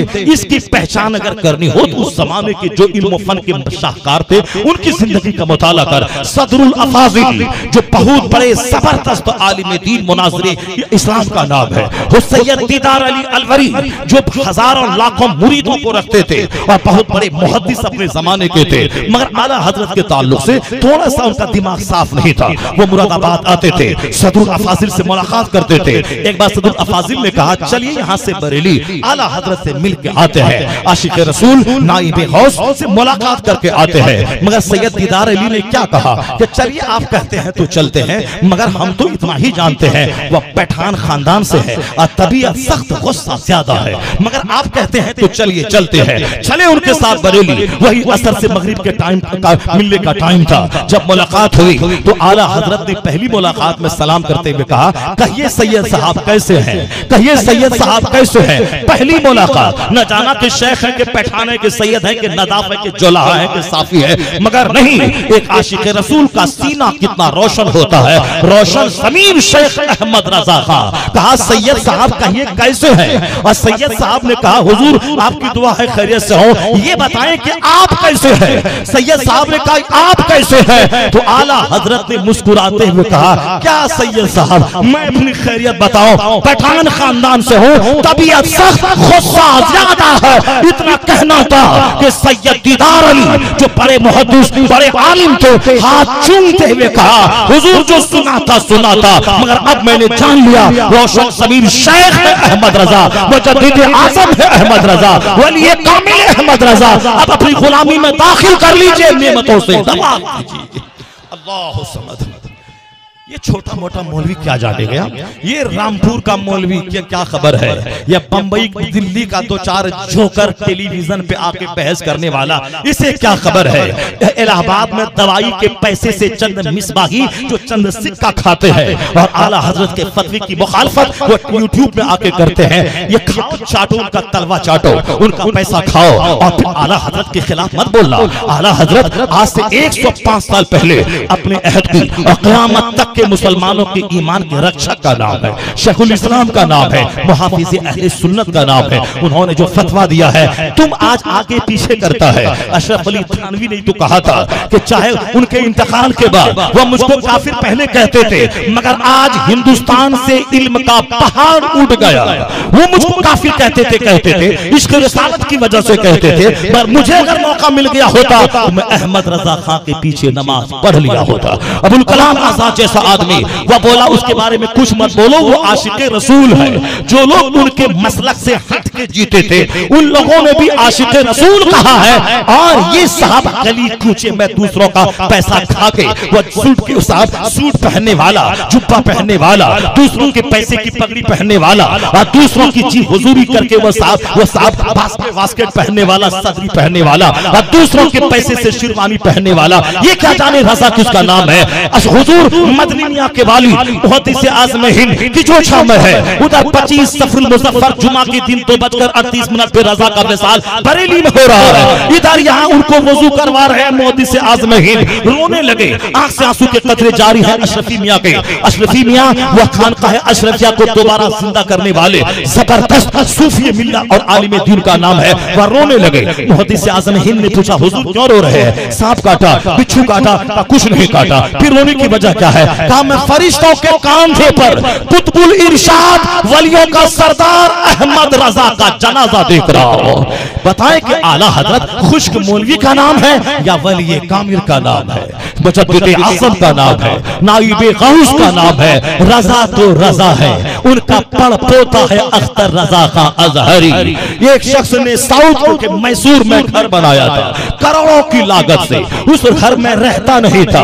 2 दिन रहा, तूफान आंधी की आवाज, घर छोड़ के बाहर चला गया, घर किराए पे लगा दिया। दूसरा किराएदार आया, वो भी 3 दिन रहा, भाग गया। तीसरा किराएदार आया, वो भी 4 दिन रहा, भाग गया। रात भर आंधी चलती है, तूफान की आवाज आती है, घर में शोर हंगामे की आवाज होती है, यानी शरीर किस्म के जिन्नातों का बसेड़ा था वहां। उसी मौके से सरकार ताजुश शरिया का ऐलान हुआ कि इलाके में तशरीफ ला रहे हैं। मकान वाले ने कहा कि ताजुश शरिया का सारा खर्चा मेरा, हजरत मेरे घर में ठहरेंगे। वो भी बड़ा चालाक आदमी था। ताजुश शरिया उसके घर में ठहरे, ईशा की नमाज अदा की, फजर की नमाज अदा की, ना कोई बंदिश की, ना कोई तावीज लिख के दिया, ना कोई पानी पड़ के छिड़कने के लिए दिया, सिर्फ 2 टाइम की नमाज अदा की। जलसा खत्म हुआ, सुबह सवेरे आप रवाना हो गए। तो घर वाले ने सोचा, मैंने सुना है कि अल्लाह वाला कहीं कदम रख दें तो शरीर किस्म के जिन्नात का खात्मा हो जाता है, शयातीन को बुढ़िया बिस्तर समेट कर भाग जाते हैं। जरा चलो चल के देखते हैं। वह दूसरे दिन आके रात भर ठहरा, कोई आवाज नहीं आई, कोई हंगामा नहीं हुआ। फिर दूसरे दिन सोया, उस दिन भी कोई आवाज नहीं आई, कोई हंगामा नहीं हुआ। फिर तीसरे दिन सोया, न कोई आवाज आई, न कोई हंगामा हुआ, न कोई तूफान की आवाज आई। वो सारा बिस्तर लेकर किराए के घर से अपने घर में शिफ्ट कर गया और ऐलान कर दिया कि हजारों आमिलों की तरकीबें एक तरफ, ताजुश शरिया का कदम एक तरफ। उनका कदम क्या पड़ा कि पलाव का खात्मा हो गया है। मैं कहता हूं ए शख्स जब ताजुश शरिया का कद इतना ऊंचा है कि कदम रखे तो जिन्नात शरीर किस्म का वो घर छोड़ दे। जब पोता की बुजुर्गी का ये आलम है तो अहमद रजा का की बुजुर्गी का आलम क्या होगा। ऐसे ही किसी दलालों की दलाली से उनका नाम नहीं है। आज जो करोड़ों हाथ में झंडा है, आज जो स्कूल बंद है, पहले लोग कहते थे 12 वफात 12 वफात 12 वफात। हम लोग भी आज से 40 साल पहले बचपन में झंडा उठाते थे, मदरसे के 10-20 तालिब इल्म होते थे और गाँव के सारे जमींदार मजाक उड़ाते थे, कहते थे इन बच्चों को क्या हो गया, ये तो 12 वफात है। हुजूर इस दिन पर्दा फरमाए हैं, ये लोग ईद मिलादुन नबी कह रहा है। फर्श वाले तेरी शौकत का उलू क्या जाने, खुसरवा अर्श पे उड़ता है फरेरा तेरा, ये नारा लगा रहा है। ये क्या बात है, 12 वफात 12 वफात। सुन्नी बरेलवी देवबंदी सारे लोग 12 वफात कहते थे, वो लोग तो आज कहते ही है। मगर आज मालूम है पलटा हालात ने कैसा खाया है कि रमेश बोलता है बैंक बंद है, ईद मिलादुन नबी की छुट्टी है। उमेश बोलता है कचहरी बंद है, ईद मिलादुन नबी की छुट्टी है। यहां तक कि शंकर बोलता है कि स्कूल बंद है, ईद मिलादुन नबी की छुट्टी है। पहले 12 वफात कहते थे और आज ईद मिलादुन नबी गैजेटेड छुट्टी है। पार्लियामेंट में ईद मिलादुन नबी, मोदी जी की जबान पे ईद मिलादुन नबी, गृह मंत्री के जबान पे ईद मिलादुन नबी, नीतीश की जबान पे ईद मिलादुन नबी, केसीआर की जबान पे ईद मिलादुन नबी, यहाँ तक कि शंकर विलियम के नाम जबान पे ईद मिलादुन नबी, ईद मिलादुन नबी। ये 12 वफात का कल्चर ईद मिलादुन नबी के कल्चर में कैसे बदल गया। अच्छा कपड़ा पहनना, अच्छा खाना खाना, अपने हाथ में झंडा उठाना, कारोबार बंद करके सड़कों पे आ जाना। पहले तो अरब के लोग बिदअत कहते थे, आज शाम में ईद मिलादुन नबी, मिस्र में ईद मिलादुन नबी, जॉर्डन में ईद मिलादुन नबी, बहरीन में ईद मिलादुन नबी, कतर में ईद मिलादुन नबी, यहाँ तक कि अबू ज़हबी में, अबू धाबी में मेराजुन नबी की छुट्टी वहां की गजेटेड है। ईद मिलादुन नबी का जश्न मनाया जा रहा है। और जो लोग इसे शिर्क कहते थे, आज अरब में ईद मिलादुन नबी, अजम में ईद मिलादुन नबी, अमेरिका में ईद मिलादुन नबी, ब्रिटेन में, हिंदुस्तान पाकिस्तान के लोग जो रहते हैं वहाँ ईद मिलादुन नबी।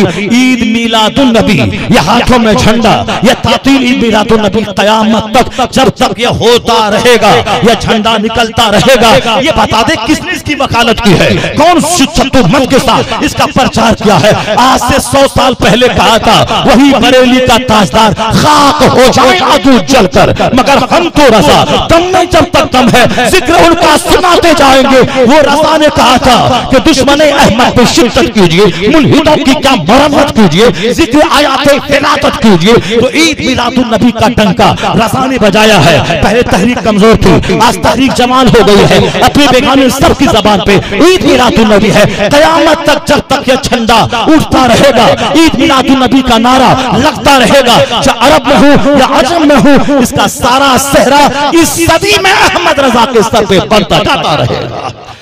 इश्क रिसालत की तहरीक के अमीर का नाम है इमाम अहमद रजा।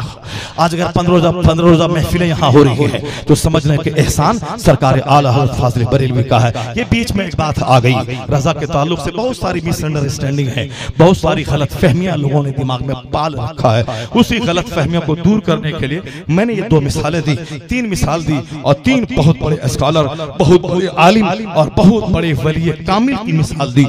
विलायत की दुनिया के ताजदार ने रजा को कुतुबुल इरशाद कहा। वो आलिम भी हैं, जाहिद भी हैं, नाइब गौस भी हैं, नाइब पैगंबर भी हैं और सबसे बड़ी बात है कि क़यामत तक के इस्लाम पे होने वाले हमलों का दिफा करने वाले मुजाहिद का नाम है। सिर्फ वली होते तो चादर चढ़ती, लेकिन ये सारी दुनिया में उस पर रिसर्च न होती, तहकीक न होती तो रजा क़यामत तक भुलाने की चीज नहीं है। सारे लोग उनको याद रखेंगे। अभी तो और दुनिया को जवान होने दीजिए, रजा का चर्चा और आम होगा। पहला उर्स में 100 लोग थे, दूसरे उर्स में 2-4 हजार लोग थे, चौथे उर्स में 10,000 लोग थे, या 25 साल तक यह उर्स मंज़िल इस्लाम की छत पे होता रहा। लेकिन 105 साल आज हो गए, 40 से 50 लाख लोगों का सैलाब बरेली में है। अकादमी रजा में लाखों लोग, इंटर कॉलेज में लाखों लोग, सड़कों पे लाखों लोग, मस्जिदों में लाखों लोग। ऐसा लगता है कि बरेली शहर आदमी के सैलाब में डूब चुका है। हर तरफ इश्क रिसालत का खुमार है, जोहला से ज्यादा उलमा की हाजिरी है। ये क्या है, दिन गुजरता जा रहा है, शोहरत का गिराफ ऊंचा होता चला जा रहा है। ये मेरी किताबत की वजह से नहीं, इन तंसुरुल्लाह यंसुरकुम, if you will help the religion of Allah, Allah will help you. अगर तुम अल्लाह के दीन की मदद करोगे तो अल्लाह तुम्हारी मदद करेगा। तो रज़ा ने सारी जिंदगी जमीन मकान न खरीद के न बना के इस्लाम की मदद की है, सुन्नियत की मदद की है, मुस्तफा के नामूस का तहफ़्फ़ुज़ किया है। तहफ़्फ़ुज़े नामूस रिसालत के तहरीक का अमीर बनकर गुस्ताखाने रसूल की पीठ में उन्होंने जबरदस्त वार किया है। आज तक दुश्मन चिल्ला रहे हैं ये रज़ा के नेज़े की मार है, कि अदू के सीने में गार है, किसे चारा जोई का पार है कि ये वार से पार है। रज़ा ने कलम की तलवार से जो हमला किया है आज तक दिल मिला रहा है, उनकी ज़िर्रियत दिल मिला रही है और रज़ा का नाम बिल्कुल चांद से ज्यादा दुनिया में चमकता जा रहा है। सदियां बढ़ रही हैं, रज़ा सौदागरान से उठकर शोहरत के आसमान पे पहुंच रहे हैं। इसमें किसी की मेहनत का दखल नहीं है। जिस अल्लाह के दीन का काम किया है उसी अल्लाह ने सौदागरान से उठा के शोहरत और इज्जत के आसमान पे पहुंचा दिया। जो इस्लाम का काम करेगा, जो सुन्नियत का काम करेगा, अल्लाह तबारक व तआला उसको इज्जत देगा, उसको सच्ची खुशी देगा, उसके चेहरे पे नूर देगा, उसको इस दुनिया में जिंदगी का सच्चा लुत्फ उसको देगा और मरने के बाद तो मुस्तफा के पड़ोस में जन्नतुल फिरदौस में आला मकाम अता करेगा। सरकार दो जहां की आमद का मकसद ही यही है, दुनिया से जुल्म मिटाना, दुनिया से अत्याचार मिटाना, दुनिया में लोगों के सामने इस्लाम पेश करना, खुदा की मार्फत का नूर सीने में डालना, तमाम जाहिलियत का खात्मा करना, तमाम जहालत को दूर करना। हुजूर के आने का सबसे बड़ा सबब, हुजूर की आमद का सबसे बड़ा मकसद यही है। दुनिया में तारीकी थी, दुनिया में अंधेरा था, दुनिया में दुश्मनी थी, दुनिया में माँ बाप की नाफरमानी थी। हुजूर की आमद ने, हुजूर की पैदाइश ने क्या इनकलाब बर्पा किया है, क्या लोगों की सोच बदल दी है, क्या लोगों की धारणा बदल दी है। मैं अपनी बात बोलूं तो आप कहेंगे मौलाना अपनी बात बोल रहा है। मैं अपनी बात नहीं बोलता। ये वह लोग जो इस्लाम के खिलाफ सुबह शाम प्रचार करते रहते हैं, टेलीविजन का एंकर बनकर इस्लाम के खिलाफ, तलाक के खिलाफ और इस्लामी अहकाम के खिलाफ, नमाज के खिलाफ बोलते रहते हैं। ए मुसलमान, कभी नर्वस मत होना, हर बात का जवाब नहीं दिया जाता है। वो तो हम अपने लोगों को मायूसियत से बचाने के लिए इस टॉपिक को टच करते हैं पूरे हिंदुस्तान भर में, वरना ये खबीस इस काबिल नहीं है कि उनकी बात का जवाब दिया जाए। ये बेशर्म इस काबिल नहीं है कि उनकी बात का जवाब दिया जाए। रेलवे स्टेशन पे मैं नमाज पढ़ता हूं और ये कहते हैं कि ये मस्जिद नहीं है, ये प्लेटफॉर्म है। ठीक है, मैंने तेरी बात मान ली, ये मस्जिद नहीं है, ये प्लेटफॉर्म है। प्लेटफॉर्म पे लोग खा रहे हैं, प्लेटफॉर्म पे लोग सो रहे हैं, प्लेटफॉर्म पे लोग न जाने क्या क्या कर रहे हैं, मोबाइल चला रहे हैं। उसी जगह अगर कोई शख्स अब नमाज का वक्त आ गया, मुसल्ला बिछाया, नमाज पढ़ने लगा, तो तुम उसको बुरा क्यों मानते हो? दिमाग में एक नफरत की आग चल रही है, नमाज से नफरत। नमाज पढ़ने वाला जब हिंदुस्तान पूरी दुनिया में में बढ़ेगा तो समझ लें कि शरीफों की तादाद बढ़ेगी। नमाज में पेशानी जमीन पे बंदा रख देता है, कहता मैं कुछ नहीं हूं, ए अल्लाह तू ही सब कुछ है। लोग नमाजी सच्चे बन जाए तो घमंड मिट जाएगा, गुरूर मिट जाएगा। आज जो गुरूर है समाज में, घमंड है, मेरा माल, मेरी दौलत, मेरा बेटा, मेरी बेटी, मेरा दामाद, मेरा कारोबार, ये इसीलिए है कि वह नमाज ही नहीं पढ़ता है। वह गया बस दो चोंच मारा, कव्वे की तरह निकल गया। हकीकी नमाज जिस दिन बंदा पढ़ने लगे वह हकीकत में सच्चा शरीफ इंसान बन जाएगा। क्योंकि नमाज में पेशानी जो सबसे ऊंची जगह है, इसी को जमीन पे डाल दी जाती है और कहा जाता है मालिक मैं कुछ नहीं हूं, तू ही सब कुछ है। तो नमाजी बढ़ेंगे अत्याचार घटेगा, नमाजी बढ़ेंगे घमंड मिटेगा, हकीकी नमाजी बढ़ेंगे नर्म लोगों की तादाद में इजाफा हो जाएगा। क्योंकि यहाँ सच्चे नमाजी ही नहीं है, या इसलिए घमंड और गुरूर समाज में बढ़ रहा है। सच्चे नमाजी जब बढ़ेंगे तो आतंक खत्म होगा और अत्याचार खत्म होगा, घमंड खत्म होगा। पुलिस वाला ये क्या जानने गए, ये नमाजी बढ़े तो क्राइम खत्म होगा, कचहरी में केस का जो लोड है वो खत्म होगा। नहीं, दिमाग में चंद लोगों ने पिला दिया है कि ये नमाज पढ़ता है, ये नमाज पढ़ने वाला आतंकवादी है, बदतमीज। नमाज पढ़ने वाला शरीफ होता है, नमाज पढ़ने वाला जन्नती होता है, नमाज पढ़ने वाले को आखिरत पे नजर रहती है, नमाज पढ़ने वाला दुनिया को पांव के नीचे रौंदता रहता है, नमाज पढ़ने वाले को दुनिया के जुल्म से क्या मतलब है, उसकी नजर हर वक्त जन्नत पे रहती है। उसको दो चार गाली दे दे वो जवाब नहीं देता है, लोग उसके मारने की धमकी दे दे अपनी तरफ से जुल्म में पहल नहीं करता है। ये सॉफ्टनेस है नमाजियों में। आका अलैहिस्सलाम को लोग गाली देते, हुजूर के पास कोई जवाब नहीं था। लोगों ने पत्थरों की बारिश कर दी, हुजूर के पास कोई जवाब नहीं था। सरकारें दो जहां की राहों में कांटे बिछाए गए, हुजूर ने कभी पंचायती नहीं की। हुजूर की शान में तौहीन की गई, उनको अजियत पहुंचाई गई। हुजूर ने अपनी इज्जत पे होने वाले हमलों का कोई जवाब नहीं दिया। काश दुनिया के सारे मुसलमान इस राज को समझ लेते कि मुस्तफा को गाली दी गई, उनका कोई जवाब नहीं, उनके लिए कोई पंचायती नहीं। 10 आदमी को लेकर कभी नहीं बैठा, मगर अल्लाह के खिलाफ किसी ने जबान खोली तो मुस्तफा की जबान का तेवर गजबनाक हो जाता था। क़यामत के खिलाफ कोई बोला, इस्लाम को कोई छुटलाया, अल्लाह रब्बुल इज्जत की किसी ने तौहीन की तो मुस्तफा जाने रहमत के बयान का तेवर खतरनाक हो जाता था। उसका दिफा करते थे, इस्लाम की सच्चाई बयान करते थे, और खुद गले में चादर डाल के काफिरों ने खींचा, उसका कोई जवाब नहीं, उसका कोई पंचायती नहीं। यही हाल दुनिया के मुसलमानों को होना चाहिए। मेरे बाप को गाली दे, मैं मुमकिन है कि मैं सह लूं, मेरी तौहीन करे मैं सह लूं, मेरे खानदान को गाली दे मैं सह लूं, मगर कोई मुस्तफा जाने रहमत को गाली दे और बोले मरकर मिट्टी में मिल गए, उनके पास इल्म गैब नहीं था। ऐसा ही है मुस्तफा, जैसे जानवर चौपाए को इल्म हासिल होता है, ऐसा ही इल्म मुस्तफा को हासिल है। लिखने वाले का हाथ में फालिज मार दे, उनके लिखने की वजह से मर गए वह लोग जिसने नबी की तौहीन की, उनकी शान मिट गई, उनके मानने उनको वह जलील हो गए। नहीं है कोई गंगोही, नहीं है कोई थानवी, नहीं है कोई नानोती, उसी के चंद चेले चपेटे हैं, मगर मालूम है जिसने मुस्तफा की शान बयान की, मुस्तफा की शान पे होने वाले हमलों का जवाब दिया, सब उनसे जलने वालों के गुल हो गए। चिराग अहमद रजा की शम्मा फरोजा है। आज का यूनिवर्सिटियों में रजा जिंदा है, अमेरिका से लेकर यूरोप तक रजा जिंदा है। सारी जिंदगी में इश्क रसालत की तहरीक का अमीर जिंदा है। उनसे चिढ़ने वालों के चिराग गुल हो गए, गुम हो गए वह लोग, ना उनका नाम ना कोई चर्चा है, उनके चंद मानने वाले। मगर रजा ने मुस्तफा की जात पे होने वाले हमले का जवाब दिया है। सरकार आला हजरत ने सरकार दो जहां की मोहब्बत का पाठ जाम दुनिया वालों को पिलाया है। इसलिए अल्लाह की तरफ से जैसे एक जबरदस्त प्रोटेक्शन उनको मिला है।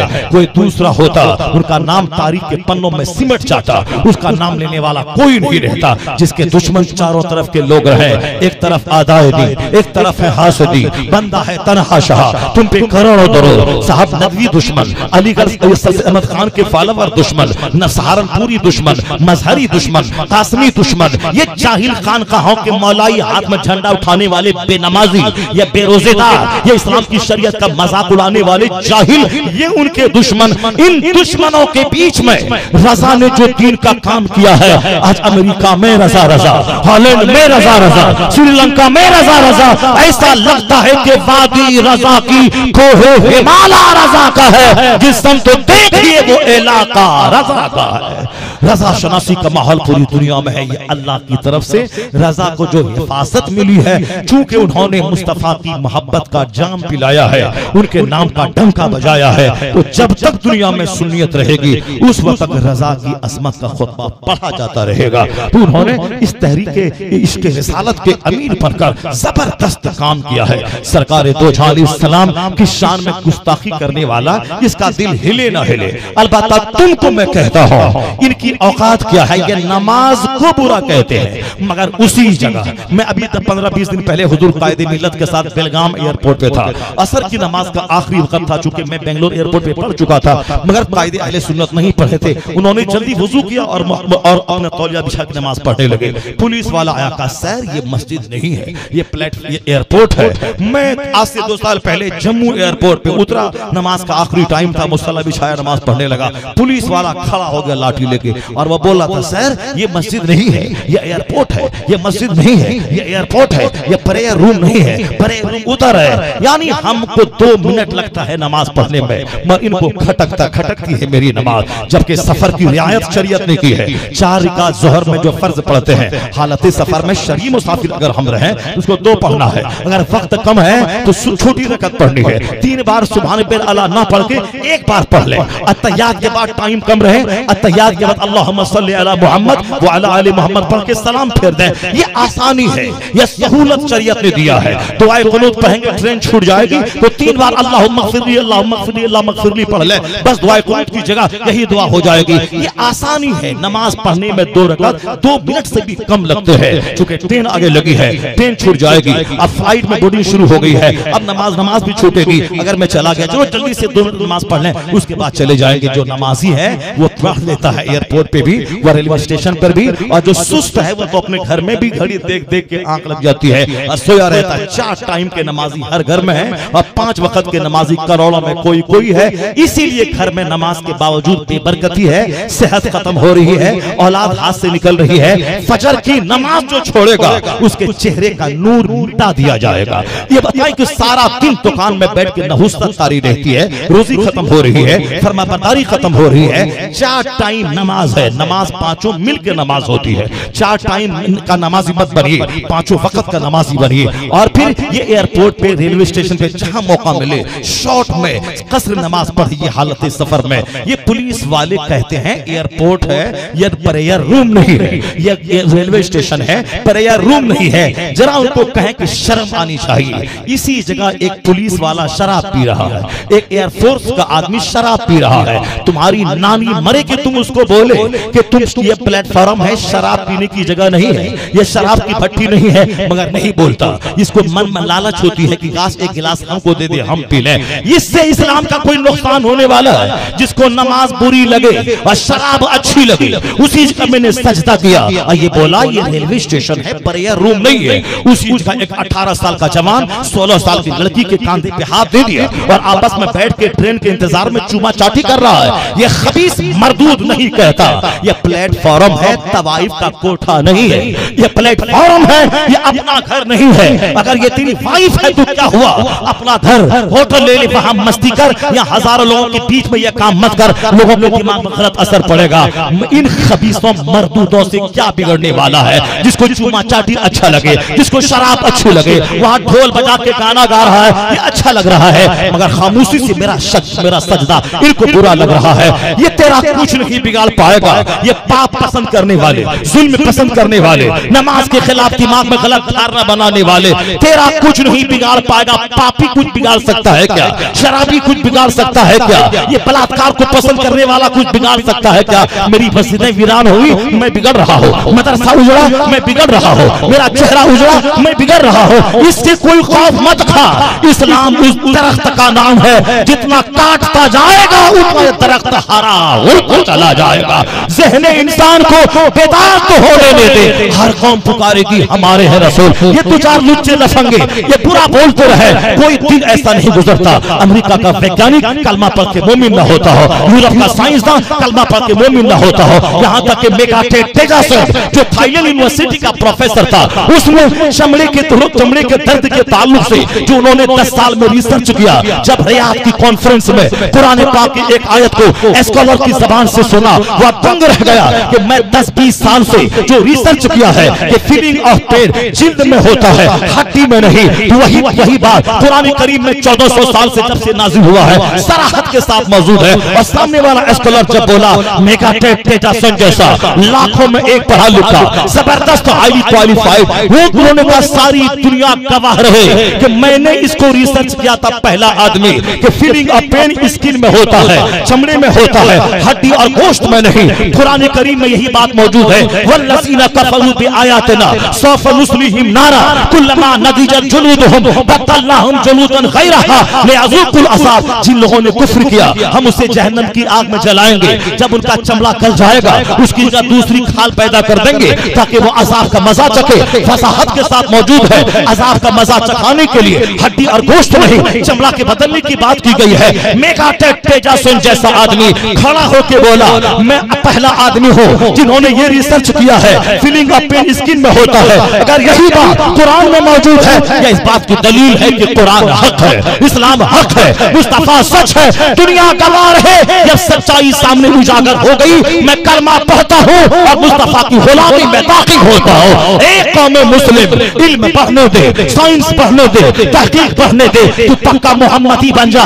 आने वाला वक्त होगा मुस्तफा की हदीस की रोशनी में, ला यबका अला ज़हरिल अर्द बैतुन मदनी वला फब्र इल्ला अदखलहुल्लाहु कलिमतुल इस्लाम। तू मायूस है, इस्लाम का मुस्तकबिल क्या है? मिशकात की हदीस में मुस्तफा का फरमान है, इस रूए ज़मीन का कोई पक्का घर नहीं बचेगा मगर वहां अल्लाह इस्लाम का कलमा दाखिल फरमा देगा। कोई कच्चा घर नहीं बचेगा मगर वहां इस्लाम का कलमा दाखिल फरमा देगा। तू बर्बाद इसलिए है कि तेरी शादी काफिरों जैसी, तेरा अकीका काफिरों जैसा, तेरा वलीमा काफिरों जैसा, तेरी बारात पार्टी काफिरों जैसी, तेरा बर्थडे पार्टी काफिरों जैसी, तेरी औलाद काफिरों जैसे, काफिरों के लिबास जैसा लिबास पहले, तेरा सारा घर हिंदुआना माहौल में है। रात भर कॉमेडी, रात भर तमाशा, रात भर फिल्में, रात भर व्हाट्सएप, रात भर यूट्यूब, रात भर फेसबुक। लगता ही नहीं कि मुसलमान का घर है, मुस्तफा का गुलाम रहता है, फातिमा ज़हरा की कनीज़ें रहती है। लगता है कोई यहूद नसारा का परस्तार, यहूद नसारा का गुलाम रहता है। तू सुधर जा, घर आबाद कर, मस्जिद आबाद कर, वरना तेरा कोई कुछ बिगाड़ नहीं पाएगा। ये तो मुस्तफा कहते हैं दुनिया के हर कच्चे घर में, हर पक्का घर में इस्लाम दाखिल होकर रहेगा। और यही बात यूरोप का जब डॉक्टर बर्नार्ड शॉ ने कहा था, if any religion has a chance of ruling over England within Europe in the next 100 years it is Islam. Bernard Shaw बोला था आने वाले 100 साल में पूरे इंग्लैंड नहीं, पूरे यूरोप पर आज़म में कोई मजहब हुकूमती मजहब बनने वाला है तो मजहब इस्लाम होने वाला है। यही पैगाम अल्लामा किफायत अली काफी, जिसको आला हजरत ने नाथखानी की दुनिया का बादशाह कहा है, उसने कहा था फांसी के फंदे को चूमते हुए नर्वस मत होना, मेरे फांसी के फंदे पे जाने से तुम लोगों का हौसला पस्त न होने पाए। कभी मत बोलना कि काफी के मरने के बाद इस्लाम मर जाएगा। उन्होंने फंदा को चूम के कहा था एक दिन वो आएगा, कोई गुल बाकी रहेगा न चमन रह जाएगा, पर रसूलुल्लाह का दीन हसन रह जाएगा। सरकार का चर्चा करते रहिए, हुजूर की बातें सुनते रहिए, अपने दिल को रोशन करते रहिए, अपने घर को मुस्तफा के जिक्र से जगमगाते रहिए, हुजूर की आमद की खुशियां मनाते रहिए। बिदअत अगर है तो अच्छी बिदअत है और अच्छी बिदअत के करने में कोई हर्ज नहीं है। सहाबा कराम तो 24 घंटे मुस्तफा के प्यार में डूबे रहते थे, उनको अलग से जुलूस निकालने की कोई जरूरत नहीं थी। उनकी निगाहों के सामने मुस्तफा का जलवा होता था, हुजूर को देखते थे, सोहबतों से मुनव्वर होते थे, हमेशा ज़बान पे दुरूद व सलाम रहता था। अभी हुजूर हमारे सामने नहीं है, हुजूर हमारे सीने में है, हुजूर हमारे घर में है, हुजूर अपनी कब्र अनवर में है, हुजूर अपने तमाम गुलामों के घर में है। मगर मैं तो नहीं देख रहा हूँ, मगर जब जुलूस में निकलता हूँ और जब लब्बैक या रसूलुल्लाह कहता हूँ, ऐसा लगता है जैसे हुजूर आगे आगे हैं, गुलाम पीछे पीछे चल रहा है। सुभान अल्लाह। तो बस सरकार के दीदार की लज्जतें हासिल करने के लिए मैदान में आ जाइए। बर्थडे बर्थडे पार्टी बेटे की है तो सारे बेटे जिनके सदके में आए हैं उनके यौम विलादत के दिन खुशियां खूब मनानी चाहिए, खूब मनाएं। रजा से करीब जाएंगे तब ना ये शौक मिलेगा, रजा से दूर रहेंगे तो जुमा के खिताब में खुशकी, ईदैन की नमाज में खुशकी, दरसगाहों में खुशकी, चेहरे पे खुशकी, और ये चिपत्ती भर के टोपी उसके सर पे खुशकी, लिबास में ऊपर फहा हुआ पायजामा ये भी सूखा, अब साफ कुर्ता सूखा, पायजामा सूखा, टोपी सूखी, खिताब सूखा, दरसगाह सूखी। रजा के करीब आ जा, टोपी देख, टोपी रंगीन, टोपी देख, टोपी का हुस्न देख, चेहरे का जमाल देख, दाढ़ी का हुस्न देख, हाथ का झंडा देख, इस्लामी लिबास देख, सर का इमामा देख, मदरसों की तरी देख, ऐसा लगेगा कि घर भी रंगीन है, जुलूस भी रंगीन है, चेहरा भी रंगीन है। जाहिर सी बात है जो नबी से इश्क करेगा उसका दिल अगर सूखा हो तो उसके रिसालत से गीला हो जाएगा। सरकार दो जहां से सच्ची मोहब्बत करें। मोहब्बत रसूल नमाजी बना देती है, मोहब्बत रसूल गुनाहों से बचा देती है, मोहब्बत रसूल माँ बाप की फरमाबरदारी सिखाती है। हर सरकार दो जहां ने अपनी रजाई माँ की खातिर चादर बिछा दी और कहा अम्मी जान बैठ जाइए, अपनी बहन की खातिर चादर बिछा दी और उनको बैठाया और इज्जत और इकराम से नवाजा। और सरकार दो जहां ने क्या कहा कि माँ जन्नत, माँ के पाँव के नीचे जन्नत है, बाप जन्नत का दरवाजा है। पैदा करने वाला अल्लाह है मगर जिसके माध्यम से अल्लाह पैदा करता है वो माँ बाप है। इसलिए कुरान करीम आया अनिश्कुरली वले वालिदै। चूंकि आजकल सारे माँ बाप दुखी हैं कि मेरा बच्चा मुझसे छिन गया, मेरा बच्चा मुझसे छिन गया, कोई तावीज दीजिए, कोई तावीज दीजिए, कोई तावीज दिए। तावीज देने से काला आदमी गोरा हो जाता है क्या? अगर तावीज देने से काला गोरा हो जाए सबसे पहले मैं 1 लाख रुपए देके इस काले को गोरा कर दूंगा मैं। चूंकि आज मैं 15 साल से मैं आ रहा हूँ निजामाबाद, 12-13 साल से, और हर महफिल में अगली कुर्सी पे इसे देखता हूं मैं और इसे देखता हूं मैं, और हर जो महल्ले की मजलिस में अगली कुर्सी पर इस नौजवान को देखता हूं। इसकी खूबसूरती का जवाब नहीं है और इसके कालेपन का जवाब नहीं है। अगर तावीज से काला गोरा हो जाए तो मैं दूंगा 1 लाख रुपए और तावीज लाके इसको पहना दूंगा और इसको गोरा बना दूंगा। ये काला जरूर है मगर दिल इनका बड़ा उजला है। मुफ्ती साहब अभी फतवा बयान करते थे, ये अभी हराम भी नहीं बोले हैं, वो पहले बोलता था कि हराम है। ये है फायदा दीनी महफिलों में बैठने का। आलिमों के पास जो बैठेगा वो नीम मौलवी बन जाता है और जो चोरों के पास बैठेगा वो भी नीम चोर हो जाएगा। जो खिलाड़ी के पास बैठेगा वो फुटबॉलर हो जाएगा। जो सलमान का फोटो मोबाइल में देखेगा वो पक्का हीरो का गुलाम बन जाएगा। जो करीना कैटरीना की कहानी घर में बयान करेगा उसकी बेटी मोहब्बत और इश्क में पागल होकर करीना की नौकरानी बन जाएगी। अगर कोई मुस्तफा की बेटी फातिमा का चर्चा करे कि कयामत के दिन आवाज आएगी या अहलल जम नक्किसू रूसकुम व खुद्दू अबसारकुम फइन्ना फातिमा बिन्त मोहम्मद तमुर्रु अला सिरात। ए अहले महशर निगाह झुका ले, आंखें बंद कर ले, नबी की बेटी फातिमा पुलसरात पार करने वाली है। क्यों? इसलिए कि जिस फातिमा को जिस जिंदगी में गैर मर्दों ने चेहरा नहीं देखा, सर के बाल नहीं देखा, यहाँ तक कि वसीयत कर दी कि मैं मरूं तो रात के वक्त में मुझको दफन करना, ताकि जिस फातिमा को जिंदगी में अजनबी मर्द ने नहीं देखा उसके डेड बॉडी पर भी गैरों की नजर न पड़े। रात के वक्त में 10 आदमी की मौजूदगी में फातिमा को दफन कर दिया गया। यहाँ तक कि मुसलमानों के वली अबू बकर सिद्दीक रज़ियल्लाहु ताला अन्हु खलीफतुल मुस्लिमीन सुबह मौला अली से कहने लगे, अली ये क्या जुल्म किया आपने? उसको खबर तक नहीं की। कहा मैं क्या करूं, सैयदा की वसीयत थी कि मुझको रात के वक्त में दफन कर देना, अजनबी मर्दों की नजर न पड़े, इसलिए मैंने जल्दी वसीयत पर अमल करते हुए उनको दफन कर दिया। जो फातिमा रात में दफन होना चाहे ताकि अजनबी मर्द की नजर उनकी लाश पे न पड़े, अल्लाह इज्जत देगा कयामत के दिन। क्या इज्जत देगा? ए अहले महशर निगाह झुका ले, फातिमा पुलसरात पार करने वाली है। 70,000 हूरों की झुरमुट में पुलसरात पार करेंगी। ये बेपर्दगी, ये बेहयाई, यहाँ तक कि अगर निकाब है भी तो चुस्त निकाब जिसके पहनने का कोई मतलब ही नहीं है। निकाब का मतलब था मोटी चादर ताकि शर्म की चीजें छुपी रहे, वह बाहर से दिखाई न पड़े, बदन का ढांचा दिखाई न पड़े, मोटी चादर। ये यहूदो नसारा बड़े चालाक है, हिजाब और निकाब को तराश खराश करके चुस्त बना करके लिबास निकाब भी पहन ले और बाकी जो बेपर्दगी के सारे अनासिर हैं वह सब झलकते रहे। ये यहूदियों की साजिश है। अपने बाल बच्चों को ढीला ढाला निकाब पहनिए ताकि सर पे अगर चादर रहे तो पांव तक सारा जिस्म ढका हुआ रहे, ना आगे ना पीछे कोई हिस्सा कोई स्ट्रक्चर दिखाई पड़े। ये यहूदियों की साजिश साजिश है कि निकाब के नाम पर भी इन्हें नीम बरहना कर दिया जाए। यहाँ पर्दे में रह, वह फिर याद रखना अगर तू पर्दे में रही फातिमा ज़हरा की कनीज बनी तो क्या होगा? तो तावीज लेने के लिए आमिर के पास नहीं जाना पड़ेगा कि मेरा बेटा मुझको गाली देता है, मेरा बेटा मुझको मारता है, मेरा बेटा सास को सास अम्मा बोलता है और मुझको बुढ़िया कहता है, मेरा बेटा ससुर को अब्बा कहता है और मुझको बूढ़ा कहता है, मेरा बेटा अपनी साली को अप्पी और अम्मी अप्पी और साहब बाजी कहता है और अपनी बहन से झुंझला के बात करके उसे फोन का काट देता है। मौलाना साहब तावीज दे दीजिए, तावीज की कोई जरूरत नहीं पड़ेगी। जो माँ हो फातिमा और बाप हो अली तो बेटा जोकर नहीं, बेटा शहीदों का सरदार हसन और हुसैन पैदा होता है। जब बाप हो अब्दुल्ला, बाप अब्दुल्ला थे और माँ आमिना थी तो बेटा मुहम्मदुर रसूलुल्लाह पैदा हुआ। जब बाप हो मूसा जंगी दोस्त और माँ उस तरह से लेके पांव तक आबेदा जाहिदा पर्दे की तस्वीर, तब उसी कौम का बच्चा कयामत तक के वलियों का सरदार अब्दुल कादिर जीलानी पैदा होगा। खुद अच्छा बने और अपनी और नेक औरत का सिलेक्शन करे, वरना अगर सिर्फ नाक देखा, चेहरा देखा और हाइट देखा तो फिर आप उस दिन का इंतजार कीजिए कि फौजी फौज में पड़ोसी मौज में, क्योंकि जब हुस्न ही सब कुछ है तो तुझसे ज्यादा खूबसूरत तेरा छोटा भाई हो तो फिर बीवी तेरी नहीं रहेगी, उसकी हो जाएगी। तुझसे ज्यादा खूबसूरत तेरी गाड़ी का ड्राइवर हो तो बीवी तेरी नहीं तेरे ड्राइवर की हो जाएगी। तुझसे ज्यादा खूबसूरत चचेरा भाई तेरे पास तेरा दोस्त मिलने आए तो फिर बीवी तेरी नहीं रहेगी, तेरे दोस्त की हो जाएगी।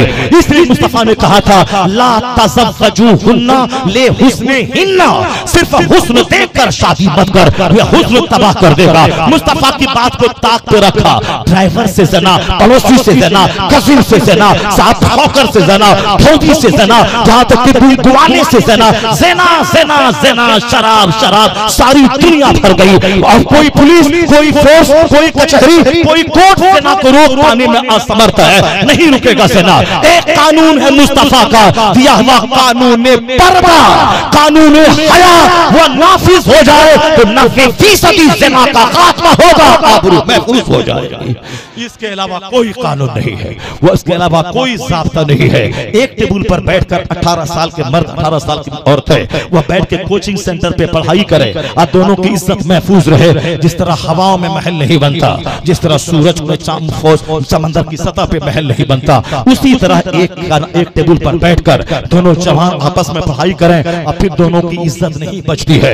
भले ही कोई खेल खेला ना हो, मगर इज्जत नहीं बचेगी, हाथ नहीं बचेगा, जबान नहीं बचेगी, आंख नहीं बचेगी। आंख जख्मी हुई तो सारा जिस्म जख्मी हो जाएगा। तो मुस्तफा का दिया हुआ कानून, उसमें अमन है, उसमें शांति है, उसमें हया है, उसमें पर्दा है। तब औलाद की नाफरमानी का जो शिकवा है, यह शिकवा खत्म हो जाएगा। इसलिए तावीज देने से काम नहीं होता है। तावीज डाल दें आम के पेड़ में, वहां से कटहल नहीं निकल जाएगा। गेहूं का पौधा लगा दें और तावीज 1 लाख डाल दें और वहां से बासमती धान निकल जाए, ऐसा नहीं होता इस दुनिया में। इस दुनिया में लीची के पेड़ से लीची, आम के पेड़ से आम, कटहल के पेड़ से कटहल, अमरूद के पेड़ से अमरूद और धान के पौधे से धान और गेहूं के बीज से गेहूं पैदा होता है। उसी तरह इस दुनिया का कानून है, जब बाप हूं सैयद गयासुद्दीन और माँ रात भर मुसल्ले पे बैठने वाली और आखिरी पहर के बाद पेट से कलमा की आवाज सुनने वाली, तो उसी का बेटा 90 लाख काफिरों को कलमा पढ़ाने वाला मोइनुद्दीन पैदा होता है। और जब बाप हो मुफ्ती नकी अली खान, यानी जो जागीरदाराना निजाम पर दुर्वेशी की चादर डालने वाला,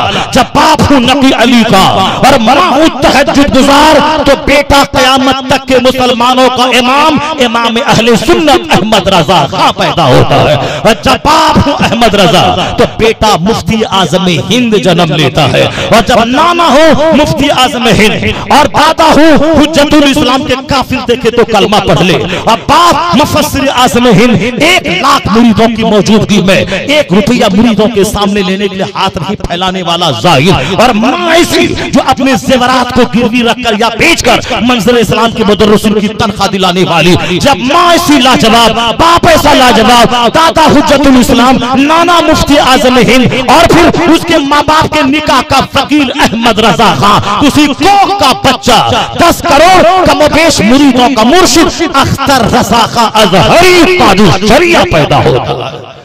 तावीज का कारोबार हो रहा है कि मेरा बेटा नाफरमान हो गया, नाफरमान होगा। माँ अच्छी हो, बाप अच्छा हो, तब बेटा अच्छा होता है।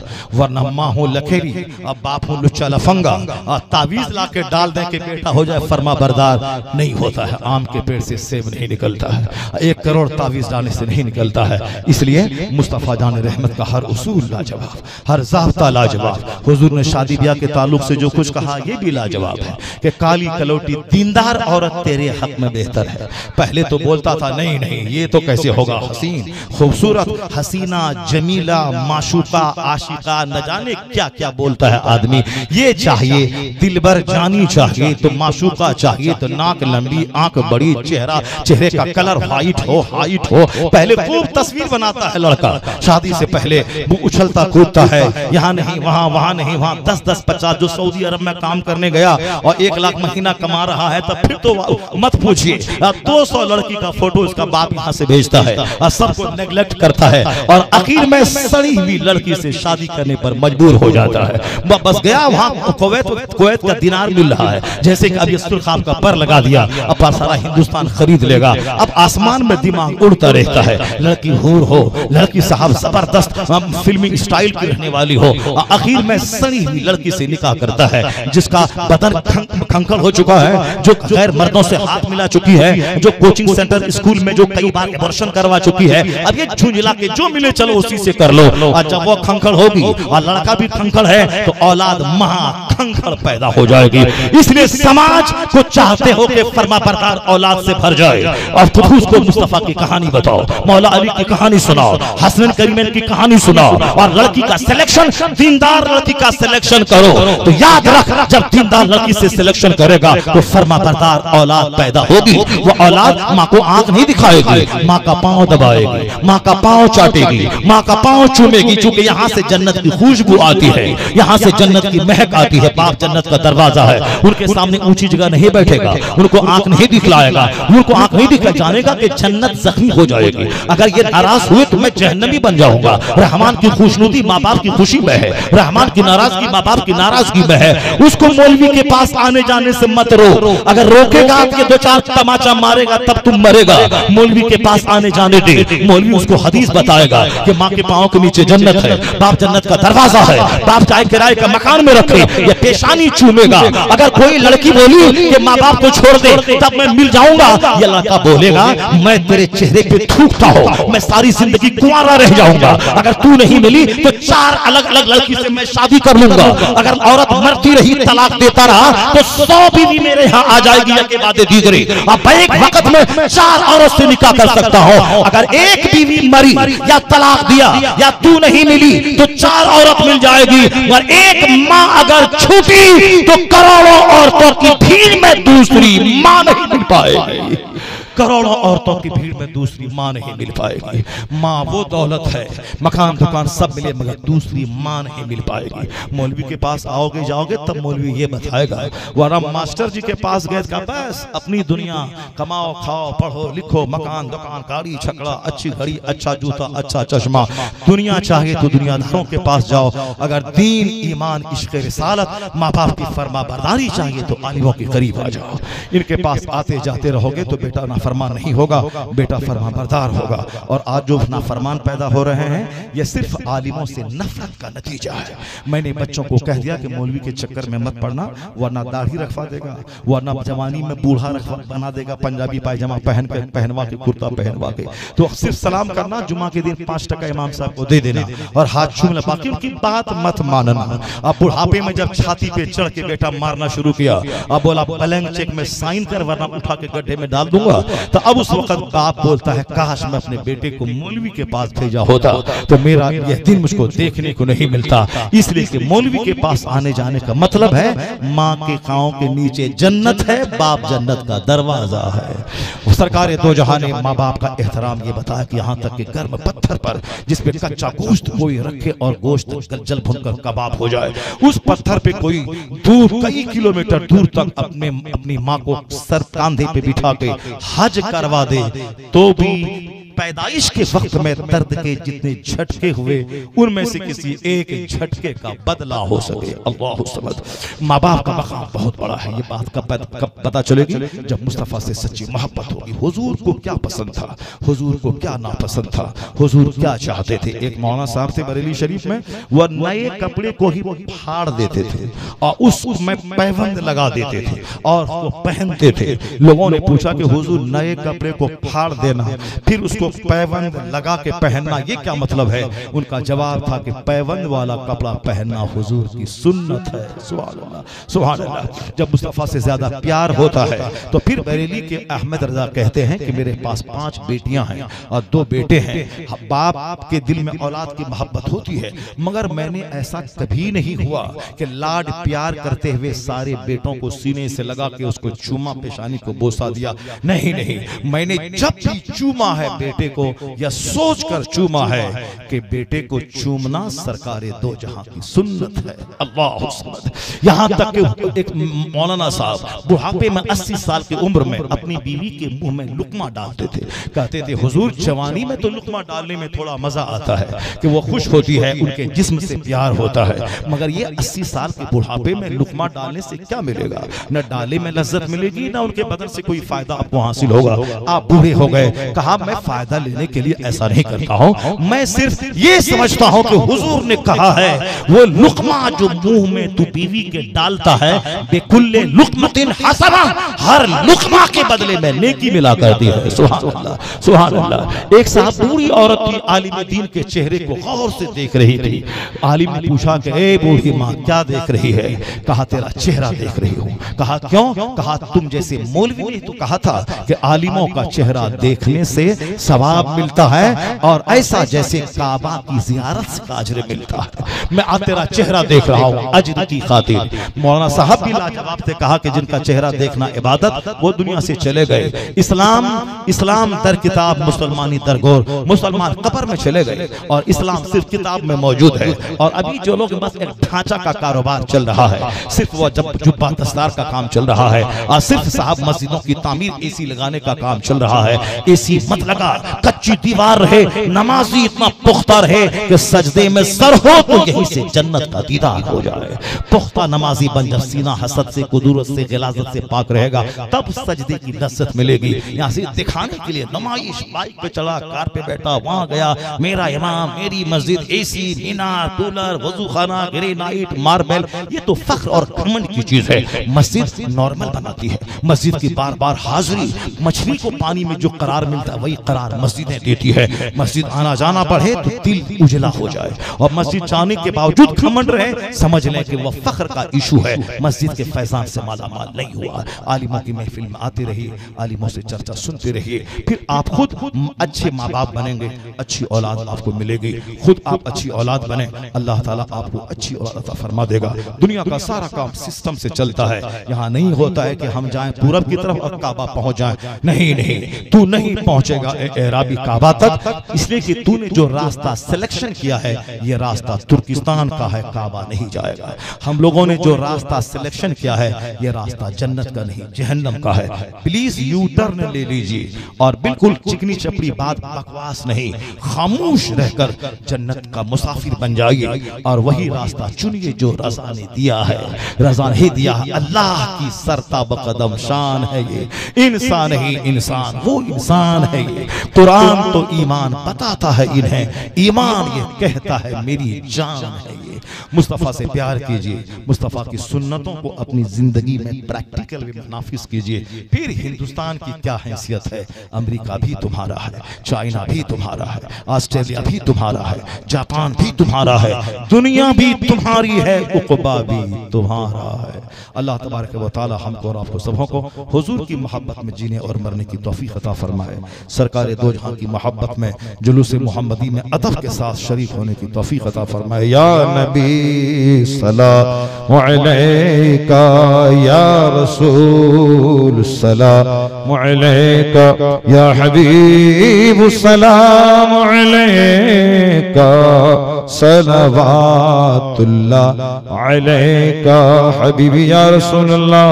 आपके होकर जिए हम, ना नाम नामी पर मरे हम, जब क़यामत में उठे हम, अर्ज़ इस तरह करें हम, या नबी सलाम अलैका, या रसूल सलाम अलैका, या हबीब सलाम अलैका, सलवातुल्लाह अलैका, सल्लल्लाहु अलैहि या रसूलुल्लाह व अला आलिका व अस्हाबिका या नूरुल्लाह। ए अल्लाह, तो अपने करम से हम सबों की दुआ कबूल फरमा। इलाही हम सबों का इस महफिल में आना, हक बात सुनना, हक बात कहना कबूल फरमा। इलाही हम सबों को हमेशा दीनी महफिलों से जुड़े रहने की तौफीक अता फरमा। हमारे दिलों में तू अपनी मारिफत का नूर अता फरमा।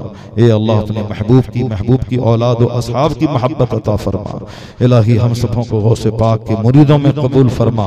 कब्र में, हश्र में, हर जगहों पे कादरी झंडा नसीब फरमा। ए अल्लाह, तो हम बदअकीदों, बदमज़हबों, सुल्ह कुल्लियों से दूर रहने की तौफीक अता फरमा।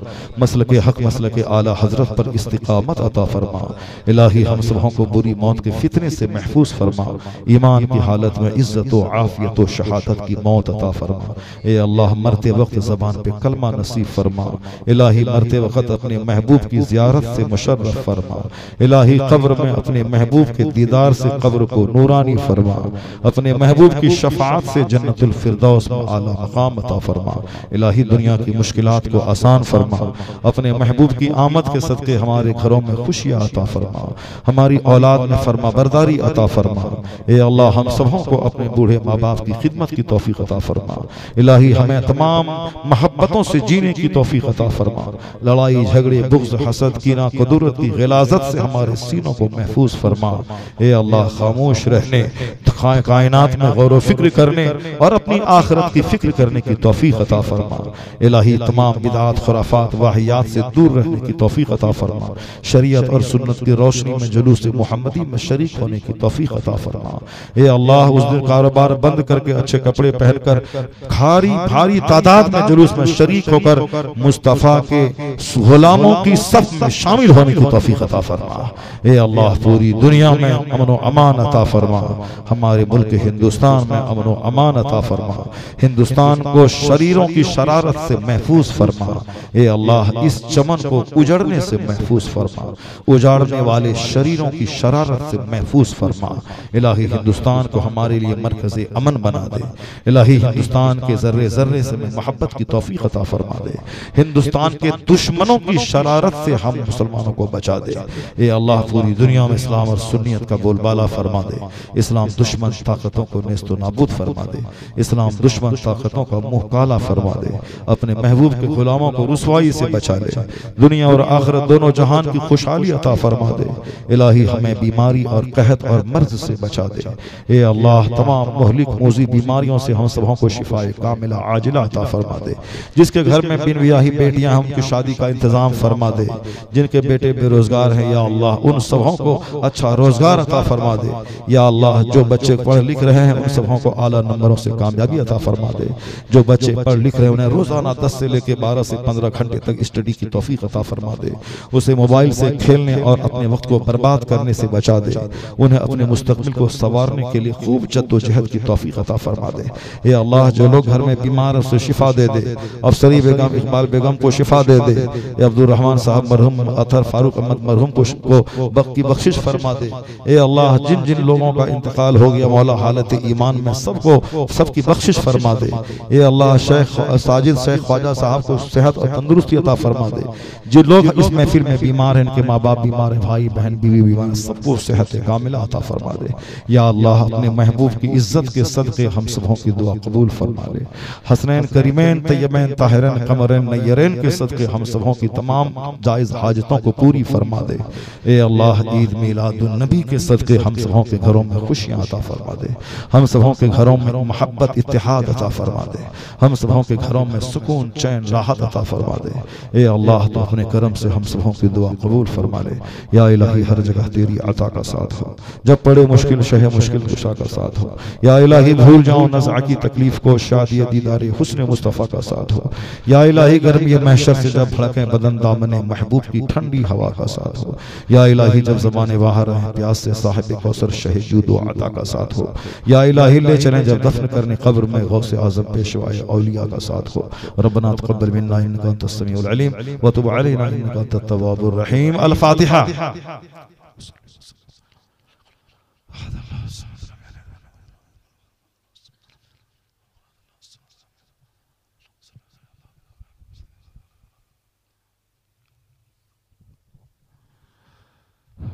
इन्नल्लाह व मलाइकतहु युसल्लूना अलन नबी या अय्युहल्लज़ीना आमनू सल्लू अलैहि व सल्लिमू तस्लीमा। अल्लाहुम्मा सल्लि अला सय्यिदिना व मौलाना मुहम्मदिन मअदनिल जुद वल करम व आलिहि व बारिक व सल्लिम सलातन व सलामन अलैका या रसूलल्लाह। सुब्हान रब्बिका रब्बिल इज्जति अम्मा यसिफून व सलामुन अलल मुरसलीन वल्हम्दुलिल्लाहि रब्बिल आलमीन। आमीन आमीन आमीन बिहक़ ला इलाहा इल्लल्लाह। अर्जुर से ला इलाहा इल्लल्लाह। अर्जुर से ला इलाहा इल्लल्लाह। और सीना खोल के ला इलाहा इल्लल्लाह। और पूरी एनर्जी से ला इलाहा इल्लल्लाह। और जोर से ला इलाहा इल्लल्लाह। बोलिए अस्तगफिरुल्लाह अस्तगफिरुल्लाह अस्तगफिरुल्लाह रब्बी मिन कुल्लि ज़ंबिय्यिन व अतूबु इलैहि। ला इलाहा इल्लल्लाह मुहम्मदुर रसूलुल्लाह सल्लल्लाहु तआला अला खैरि खल्क़िही व नूरि अर्शिही सय्यिदना मुहम्मदिन व आलिहि व सहबिही अजमईन बिरहमतिही।